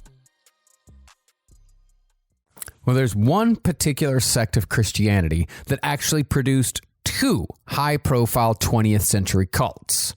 One was Roch Thériault's future cult, which, some call the Anthill Kids. We'll get into all that in the next episode. Okay. The other, perhaps the most famous cult of the 90s, was the Branch Davidians, led by none other than David Koresh. And the source for both was the Seventh-day Adventists. Now, there are a couple of reasons why the Seventh-day Adventists are so ready-made for cult offshoots. The main reason being that they themselves were an offshoot of a cult. The church that became the Seventh-day Adventists was founded in the early 1800s by William Miller in New York, right around the same time and place that Joseph Smith was kickstarting Mormonism. Through a bizarre interpretation of the Book of Revelation, Miller proclaimed that the world was going to end on October 22nd, 1844, and his followers, known as the Millerites, believed him without question. But when the day of reckoning in question passed without so much as a cloud in the sky, the church kind of tried to sidle past it, rebranding the judgment day that never was as the Great Disappointment. Sad. Oh my God, am I talking to my father? What's going on? You have got to make the date. You got to do at least 100 years in the future so everyone's dead. That's the idea. You And the have idea to is do that it you like build and build and build and build and say, and until then, that's why we have to start our video rental empire. Absolutely. Now, most people left the cult after that, because plenty of them were mighty pissed they'd sold all their possessions, dressed in robes, and spent all of October 22nd sitting on haystacks so as to make their ascension to heaven that much faster. October 22nd is by far and large the day with the best weather in the country. And I wasted this whole thing expecting to be exploded by God. I have hay all over my robes. Why are they mad? Shouldn't they be happy? No, because again, they want to go to heaven. Yeah, but I mean, all doomsday cults are like that. It's miserable people that want to get off Earth as soon as possible, and they really don't mind if the rest of Earth is destroyed in the process. You've got to do it like everyone here. Become a billionaire, and you can get off of this Earth. Yeah, you get one of those big spaceships and you leave. It's gonna be, you'll absolutely. see. Wait till we see the first one leave. I can't wait. When you see that first city-sized, like, you didn't know that we had them style ships just, like, leave with the big Amazon thing on the side of it, and you're like, oh, man, the deliveries are going to get slower, huh? I guess so. But a handful of followers stayed with the Millerites, including a follower named Ellen White. Soon after the Great Disappointment, she said she had a vision that Christ hadn't materialized because in his wisdom, he had chosen to cleanse the heavenly sanctuary rather than the earthly one. So Jesus couldn't be there for the end times because Jesus had to do the thing where you ever clean your house before you have some over to clean your house or someone to work in your house. He had to pre-clean. Right. So actually during this time, Jesus couldn't come because he was Swiffering in heaven. But he's also, as soon as you show up, he's also going to be like, I'm sorry for the mess. It's like, we know you just spent 8 hours cleaning, and we all have to be like, this is really it's so nice. beautiful. I don't know what you're talking about, Jesus. Wow. Meanwhile, everything's still covered with sand because he's got these shit-ass fucking dirty feet. I don't know what's happening up there. Well, in saying this, White was able to have it both ways. And after a suitable amount of moonwalking away from William Miller, she helped found the Seventh-day Adventist Church from the ashes of the Millerites. Okay. Eventually, Ellen White wrote 53 books full of cult nonsense, making declarations that wigs caused insanity and that masturbation killed tens of thousands of people every year. Well, technically, tens of thousands of people every year just don't get made. Yeah. Well, but there's a massive process. But the thing is, if they didn't exist, does that kill them? No, because a sperm is just, you want to do this? You want to do this? You want me to talk to you about the birds and the bees? Each sperm's a man. Yes. Each sperm's a lady. Each sperm's a president. Each sperm's a criminal. Put little hats on them. But mixed in with all that were directives on how her followers should live their lives, which brings us to point number 2. The Seventh-day Adventists are essentialists who preach a simple, healthy, back-to-basics life, which requires an enormous amount of restriction.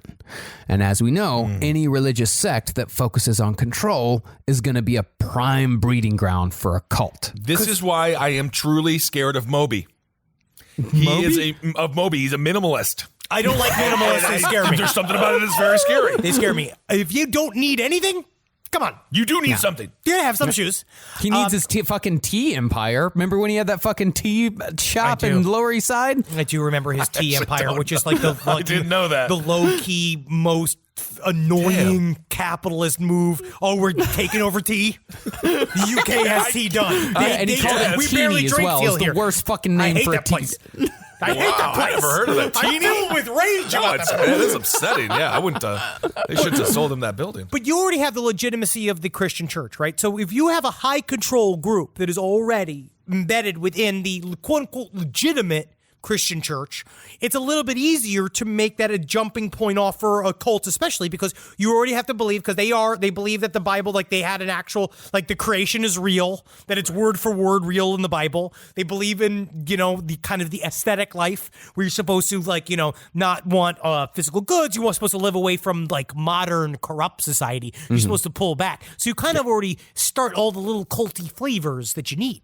Yeah, and they, you know, they stay kosher. They have like a very, like, you can't drink, you can't smoke. Like it's more of it's like a disciplinarian, like a discipline type of thing. Not disciplinarian, but like it is a discipline for living. But you can go into great detail about how Cain and Abel used to have sex with each other. Oh yeah, and you can talk about that for a how lot. sinful it was of those two naughty. ruddy farm boys, pressed chest to chest, brother to brother, still experimenting with their filial limbs. Gosh, each stop. one Go licking on. each Stop turd. it. Just continue on with that.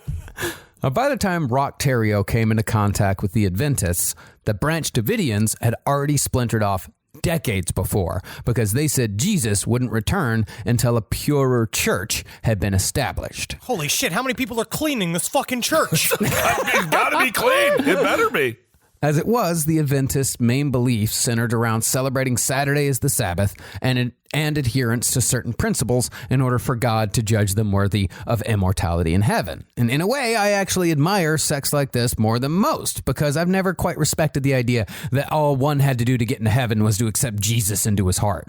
And this that is why means you liked Dahmer's Heaven's in Gate. heaven. That's why you liked Heaven's Gate. And Dahmer is in heaven. He's cooking right now. He's having a great Oh time. yeah, you just gotta say I'm sorry right before you go. That's it. That's how it works. But being an evangelical religion, the Adventists were big on recruitment. And in the 1970s, the number one recruiter in Quebec was George Hermans. In 1977, he made his way to Thetford Mines and immediately saw Roch Thériault as a potential member. Now, Roch dug the message of the coming judgment day more than anything, specifically the part where humanity would be divided into the blessed and the damned, which that's kind of how a narcissist brain works anyway. Yes, Sure. You're either chosen and love him, or you're unchosen and you are an enemy. Yeah, and it can switch at the drop of a hat. Right. In addition to that, Roch also loved that Seventh-day Adventism was so wildly different from his father's Catholicism. And Roch liked that when Judgment Day came, his father and all his white beret buddies would be swept away with the rest of the damned billions. I mean, it's not that wildly different, is it? It's still predicated on the exact same law. It's still a Abrahamic thought, right? Catholicism does not have the specific end date. Like they kind of allude to They it. need They really to get don't. that money. Well, it's because Catholicism, yeah, they're too busy, you know. Getting all your cash. That's what they want. Yeah, they want your catch. But there's not all the pomp and circumstance of Catholicism. There's not the Latin. There's not as many rituals. Like it's a much more of a it's a work. All of the pagan shit that the Catholics do is the only part of Catholicism that's good. Is all that fun shit, like all the weird, like the substantiation, like the idea that like they are drinking blood, they are eating flesh. It's very intense. I did it one time. And I'm telling you, it's not flesh. It was a horrible little cracker. They're wafers. Yeah, they're wafers. So after Thetford Mines established themselves as a place where a Seventh-day Adventist community could put down roots, the church sent out a French West Indian pastor named Pierre Zita. But that's not to say the community at large embraced the church. Only 6 people, including Roch, were into the idea. So Pastor Zita had to perform his services week after week in whatever hotel rooms could be rented the cheapest. It's not good when your full congregation can still meet up during COVID. Yeah. You need more than that for it to be a 6 congregation. people? Yeah. I would not even call it a congregation. I would call it a gaggle. Yeah. Pretty soon, Roch was known as Brother Thériault, and keeping in line with strict Seventh-day Adventist beliefs, he quit drinking and smoking and became a vegetarian. Because the thing is about Seventh-day Adventist beliefs is that it was founded in Battle Creek, Michigan, right around the time that Kellogg was doing all of his bullshit. So the founder actually stole a lot of her teachings from John Kellogg, including all of like the masturbation stuff.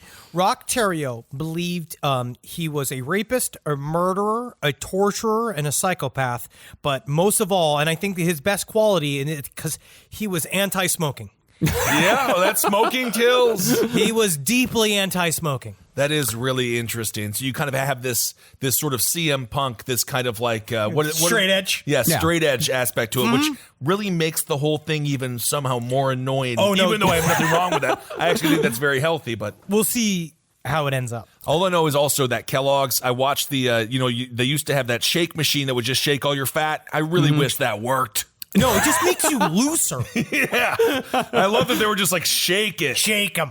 Considering Roch's charismatic personality, it was soon discovered that he was a natural at recruiting, and before long, Pastor Zita had given him a more active leadership role within the church. Do you think if he looks back on his life that I wonder if he realized just what a profound mistake that was? Pastor Zita, absolutely. Everyone in the Seventh-day Adventist Church really did come out and say, like, yeah, this was a really bad mistake to trust Give this him guy. power. They gave him so much power immediately. In the beginning, though, Roch just took this as an opportunity to talk about his personal financial problems and to complain about his heartless, sinful ex-wife. And he had not yet seen the potential power of a captive audience. And to sell mugs. I mean, the mugs were now at this point incidental. Ooh, flying off the shelves. Now Is he this wants poltergeist? He went from mugs to souls.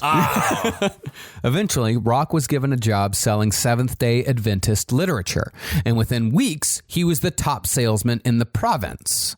Because that's the thing, he was a good salesman, but I don't think he ever got because when you're running your own business, there's a lot of overhead. You got to figure out your materials versus profit. He wasn't good at all that. No, he was not. He was again idea guy. Yeah. But that would be why he is a great salesman. You have to have there's certain, in sales, I think that you have to have a certain lack of scruples. I'm going to go say that wherever Roch Thériault went was a no scruples zone. What are you talking about? Billy Mays died the classic organic pitchman death, ODing on cocaine. Well, yeah, because he was all right. His style of salesmanship, which was called fervent enthusiasm, I love which I think is really interesting. Was supplied by cocaine. Yeah, I know. He did it for his job. He died because of his job. By the way, you're on the clock, Flex Shield guy. He's got another week and a half left. Well, Roch's girlfriend Giselle was soon baptized into the faith as well, and the two of them set out as a team spreading the word. Now, with all this success, Pastor Zita gave Roch even more responsibility and soon put him in charge of one of the church's local therapeutic programs, namely their 5-day guaranteed stop smoking course. What's fascinating about Roch Thériault, though, is that even though he seems to be a born cult leader, I'm not sure he would have ever started a cult had Pastor Zita not handed him an organization from which a cult could be built. Wow. Even though it was something as small as just a stop smoking course. But all you need is that fucking hook. Like the Order of the Solar Temple. It starts with health food, and then it goes to home abortions. It's how it always is. It's literally every time you're telling me Carl's Jr. could have saved all of this. All they needed was French fries. Yeah. I'm also not sure Roch would have started his cult had Pastor Zita not done a lot of the legwork for him, because there wasn't a soul who grew up with Roch in Thetford Mines who would have followed Roch anywhere. And these are people who actively work in cancer. Yes, they knew he was bad, and they were covered. They were covered essentially. I also love that they had a specifically made a Chernobyl to work in. Can we call? But isn't it ironic that they were like that? Smoking was bad, but then they were literally eating clouds of death. Yeah. Oh, there's a lot wrong here. Yeah. Well, since Roch was doing so well in the church, Pastor Zita was able to do more recruiting in the surrounding communities.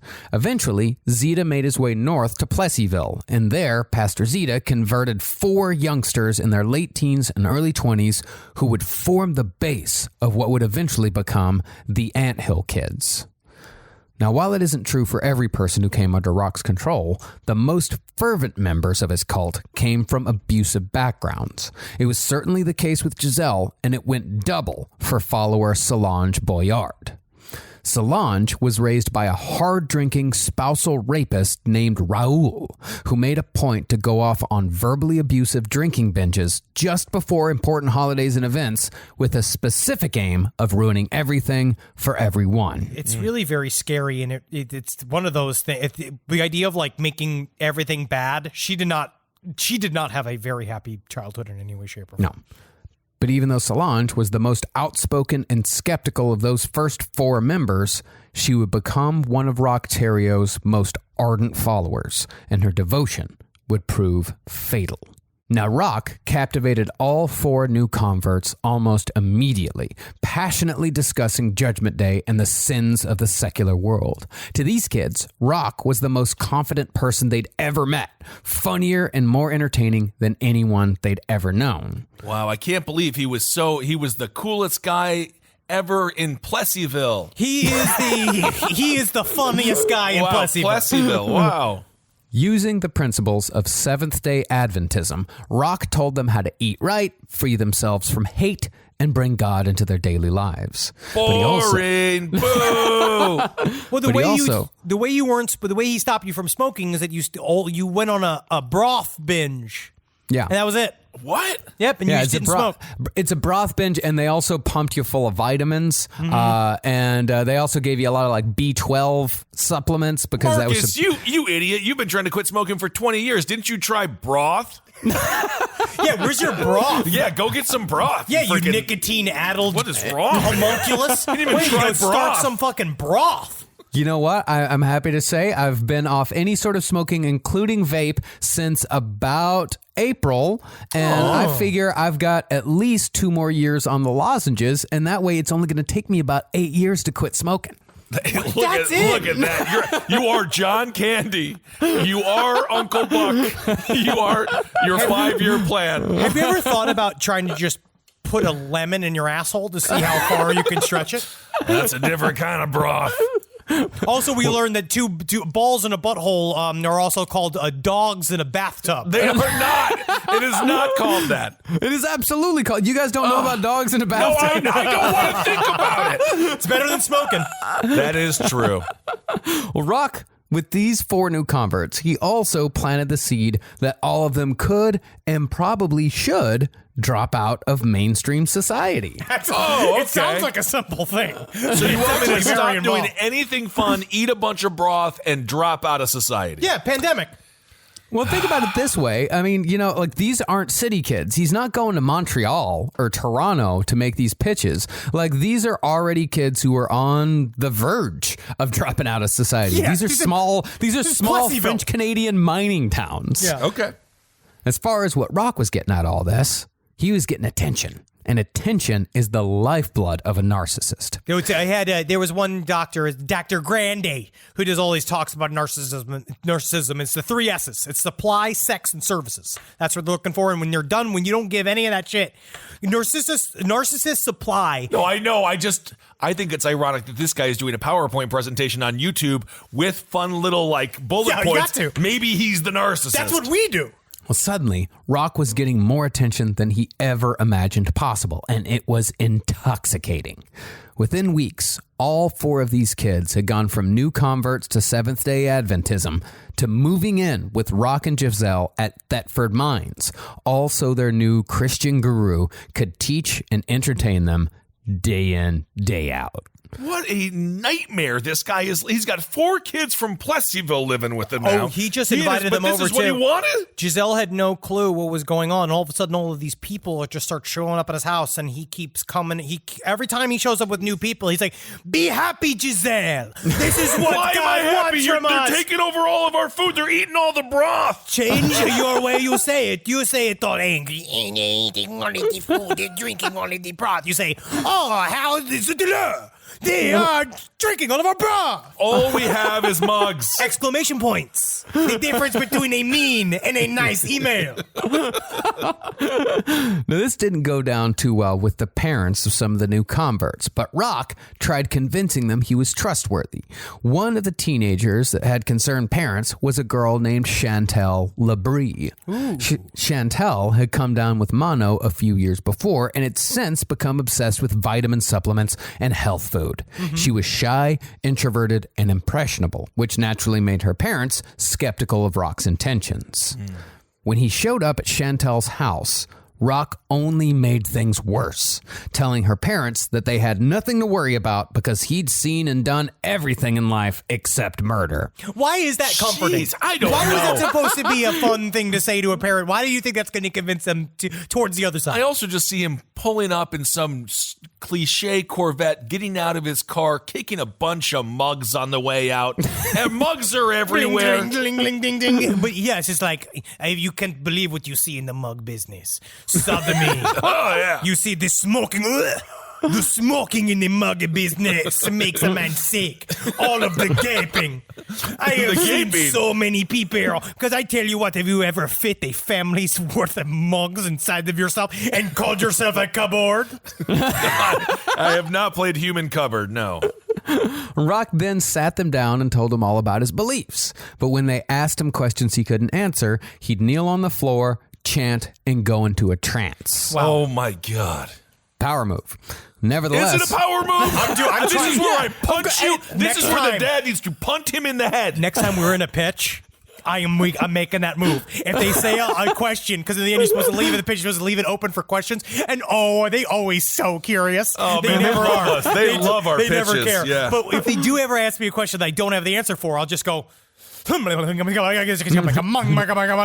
you have to all be like, channel me. You have to remember to channel me. Oh, what is that? Oh, first poop of the day. Classic. Ben Kissel, Marcus Henry, pitch for TNT. Starter logs. Starter logs. Yeah, that's what I call first poop of the day. And then Henry said the guy looked like Ted Bundy. I weeded out producers that would not have brought the best out of us. They were so scared. I think they called security by the time we were out of there just to make sure we would leave. And the second time we failed in a pitch with TVS, didn't you also make another poop joke? Well, I told them about the first joke. Because then we were like, it went so bad the first time, but then we kind of Silence. recreated And then it. in what I thought was a very funny version of the story, silence, absolute silence. Yeah, well, they're all... That channel's going to be over, so don't worry about it. Well, even after all the trance bullshit, Chantal stuck with them after the disastrous visit. Because Chantal was ready-made for this type of bullshit. She loved health food. You know, she was interested in vitamin supplements. She was very impressionable. Roch was her guy. And those first four were joined by Nicole Ruel, a high school dropout who was invited to a stop smoking clinic by Roch. And within days, she was living at Giselle's apartment with the rest of them. I just don't understand. Didn't high school dropouts invent smoking? That's why they want to stop smoking. Well, you kind of have to still be in school to smoke behind the school. Yeah, but then all of a sudden you get that cool guy who's like 40 who shows up and he's got like a house or whatever going to party at, and he's so cool and mature and he's hanging out with all these 17-year-olds. Yeah, that's why he's so cool and mature. Yeah. Yeah, that's. I mean, who buys the cigarettes? He does. That Cool guys. Cool yeah, just because guys. of age and how that kind of works naturally, and he didn't do anything to get there, but you just kind of don't die. He's got the best beer ever made. It's called Rolling Rock. Whoa, love it.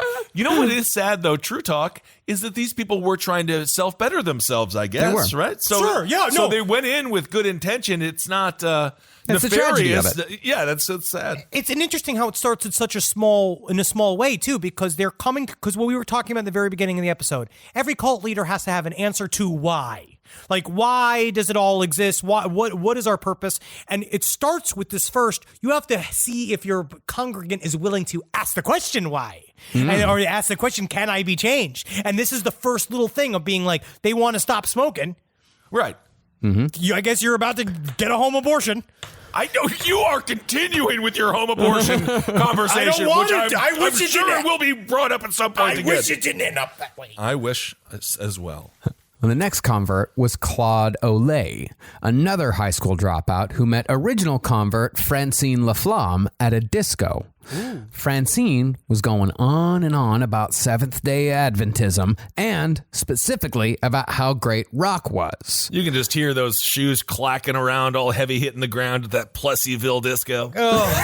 And just like all the, I brought my clogs. you know that it's like in a strip mall, full fluorescent lights, everything is on. Disco is fancy, maybe is a term. Yes. Pretty soon, Claude started hanging around too, and he joined the first male convert, Jacques Fisset. Now, Laflamme actually seemed to be a pretty solid recruiter. Before Roch knew it, she'd brought in her two best friends from high school, Maurice Lambert and Josie Pelletier, who became just as devoted as everyone else. Man, they all got, I know these are regular ass names in France and in Quebec, but man, they sound fancy, huh? They sound, yeah. Fucking Francine Laflamme, That's cute. Maurice That's Lambert. Cool. Ooh, who are these guys? All the They're wine just salesmen? names. I know, but they all sound like mysterious sailors. That is the most Queens Texan conversation I ever. Now, where I'm from, we call him Rory McScorglegan, and that's a normal name here in Texas. Texas has the strangest names of anybody. Yeah, because this guy's named like Corbett and Rongard. Normal names. Yeah. And so, in less than 2 months, Roch Thériault had already built a following of 6 women and 2 men. And most of them were living full-time in Roch's apartment with Giselle, where things were getting sexy, but were not quite to the point of full penetration. Not yet. Oh, my. So, technically, these guys are Jim Carrey and Daniels from Dumb and Dumber when they got picked up by the Bikini Squad at the very end of that movie. Are the two dudes because I mean, it seems like a good deal for them at this point. Well, that's the but idea. then it probably turns bad, so I'm not going Yeah. I'm not going to say anything more. Now, Giselle was a little apprehensive about the whole thing, especially since Roch had put her in charge of all the housework, cooking, and cleaning up, while he and his followers were focused on spiritual growth and group massages. Where in the Bible does it say that? Group massages are incredibly important. It is in the book 3, chapter 4 of, I believe it's Stylistics. Yeah. That's what they call it. You know that story. Oh, but love it, yeah. Group massages are so important to, but look at this. Look Get how I'm off of me. massaging you. Stop See how touching important me. this is to the group. Marcus can't Your hear. hand looks so tiny on my arm. We're just trying Get to out build. of here. I'm trying to build community. Let me show you Giselle- if I massage you below the knee, though. We don't. Thank you. I'm kind of sad that I'm missing out. I'm No, over here you're all not. alone. It's We're not building good. a group dynamic over here. I know. not good. I feel further away from you than ever. I can't wait to massage your Tofi body, man. Get on over here. It's starting to not become so much thin on the outside, honestly. It's starting to become a little bit more fun on the outside. I hate when thin people are like, oh my God, look at this. Look, and it's like you have slightly protruded gut. You are the thinnest. Shut up, Marcus. You're doing just fine. But when I gain like 5 pounds, you notice it. It looks when weird. I'm going to teleport, and I am going to grab you by your ankles and kill you like Jason Voorhees did. Kissel's shoes are 5 pounds. I ate Pizza Hut and cried.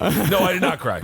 No, you got to smile. It's the burps that make you smile. Yeah. I get heartburn now from their marinara. Anyway, I don't Jesus Christ, this is so sad. Well, Giselle later said that she saw some of the girls falling in love with Roch right before her very eyes. And this is essential to this sort of cult. In a guru type of situation, the members must fall in love with both the leader and other members. It makes leaving all the more difficult and makes taking orders a hell of a lot easier. There was a website I found that was fascinating. I'm going to talk about it more in the next episode, but it's InfoSect, and it talks about the way groups go from just a cult, because I like this website because it says that cult is a harsh sounding word, but cults are way more normal than you think because they're just offshoots. A cult is just an offshoot from like a main religious group, essentially. Like Catholicism started as a cult, and the majority don't turn horrible. Yeah, see, the idea is there are malignant and benign cults, and then this is I will turn into a malignant cult, but it's called socialization, which requires everybody exactly that. They have to fall in love with the scenario. You're creating a group relationship with everybody that, they get some out of it. It's that whatever the pheromone is. Yeah.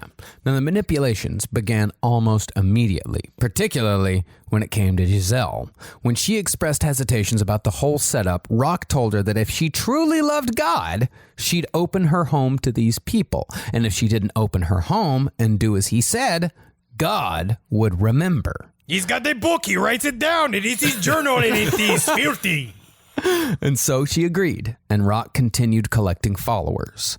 Next was Gabrielle Lavalle, who grew up neglected and abused first by the nuns at her orphanage, then later by her alcoholic father, who seemed to reclaim her from the orphanage specifically to subject her to sexual abuse. Gabrielle had been wandering after she'd been fired from a nursing job for fatally giving a patient the wrong drug. And when she became a member of the Seventh-day Adventist Church, she was doing drugs and working as an exotic dancer to pay the bills. Well, isn't that interesting? Usually you talk to an exotic dancer and they say they're going to school for medicine. But this woman already killed somebody in medicine. And then she's escaping it. I mean, that'd be an interesting story, though. I'd like to hear that story from an exotic dancer. It'd be kind of fun there. Nothing more fun than a good conversation. Yeah, one time I talked to one, wouldn't you know it, she was becoming a lawyer. That's incredible. And she didn't kill anyone. She didn't kill anybody. This one, so you're doing you're getting your lap dance, having a wonderful time, and then she tells you how she murdered someone. This is what I'm paying for. Well, this woman met Roch at a stop smoking retreat at Lake Rousseau a couple of years after joining the church. And she said that when she shook his hand for the first time, she felt a burning sensation that made her feel as if her hand was glued to his. There's a burning in my rectum. Remember that? I remember that. Wow, deep cut. During the retreat, Roch impressed Gabrielle even more by doing the sort of goofy, nonsensical shit cult leaders do to make themselves seem mystical and important. Yeah. While they were hiking together in a group, Roch made a big show of going off the path while telling others not to follow him. He claimed that he'd had a vision in which the sky had turned bright white and God had spoken to him. And if everyone would kindly excuse him for a second, he had to go find a spot to kneel upon. And wherever he knelt, that would be a sacred spot ordained by God. Oh, my. First of all, Rector Danier took her to Knott's Berry Farm. Second of all, this man is such... So he's doing the thing where it's like, look at me. Don't look at me. Don't look at me. Don't look at me. Because he had to go have his secret vision. And so he goes to have his secret vision, But he yelled about it. highly flamed. Yeah, nothing secret about it, but it was secret. Yeah. So he went and he was like, oh, I'm going to kneel. And then all of a sudden he's like, God's kingdom is right next to this Burger King cup. Yes, I found it. Now, somehow, Gabrielle trusted Roch immediately. And after having a dream at the retreat involving Roch standing in a bright light wearing a tunic, she agreed to return to Thetford Mines to join Roch's growing entourage. Now, even though Roch was only in his early 30s, all of his followers were young, and some of them were about to return to college after what they thought was a fun summer with a burly guru. But Roch had already become addicted to the attention, and losing even one follower would have been highly distressing. So he began devising ways to isolate his followers, Cult 101.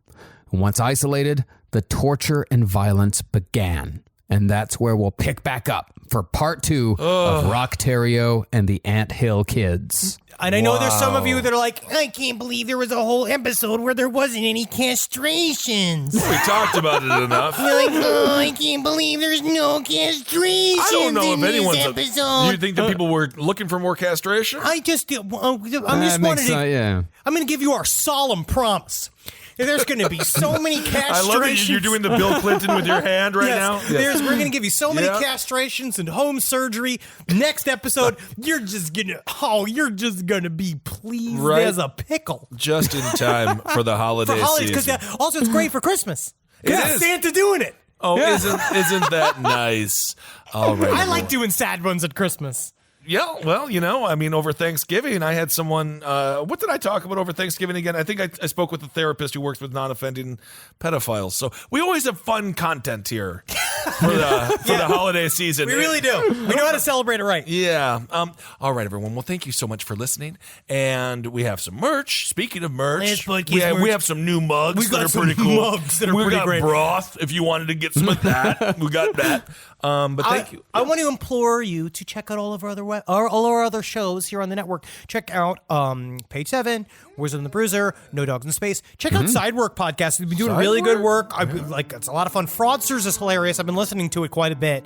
It's also Fraudsters really good. Not to pat ourselves on the back, but I think we did a pretty good job there. Well, technically they're doing it. We will take credit for it. So. Yeah, that's the best part of it being executive producers. And if you guys are looking for a last-minute Christmas gift for that special someone, we have some signed copies of our book that was released earlier this year. That's available at barnesandnoble.com. Or Also, if you have an enemy that you know can't read, send them a book. You know how aggravating torture that is? You know how mean that is? And we actually just found out our book might be on sale in Russia soon.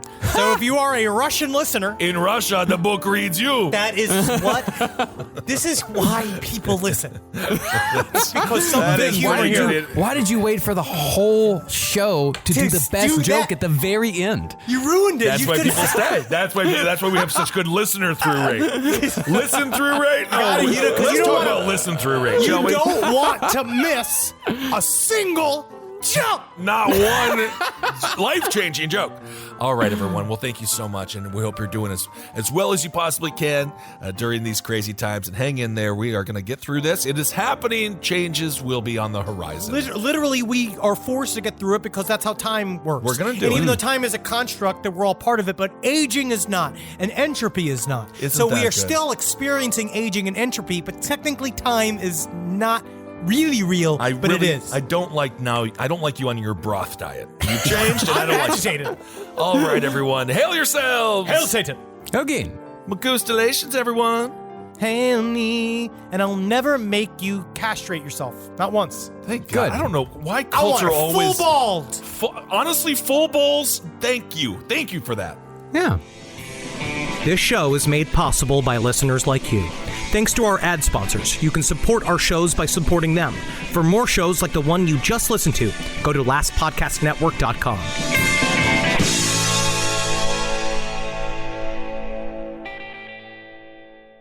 What if upgrading your windows and doors didn't mean tightening your budget?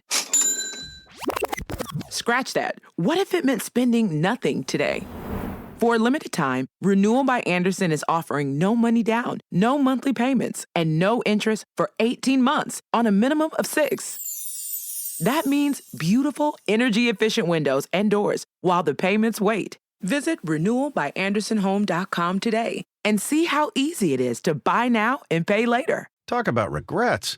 We all know someone who's been in a car accident and said, I don't need to call a lawyer, only to regret it after their pain and damages were worse than expected. When someone hurts you, you deserve to be compensated fairly. Morgan & Morgan is America's largest injury law firm, fighting for the people for over 35 years.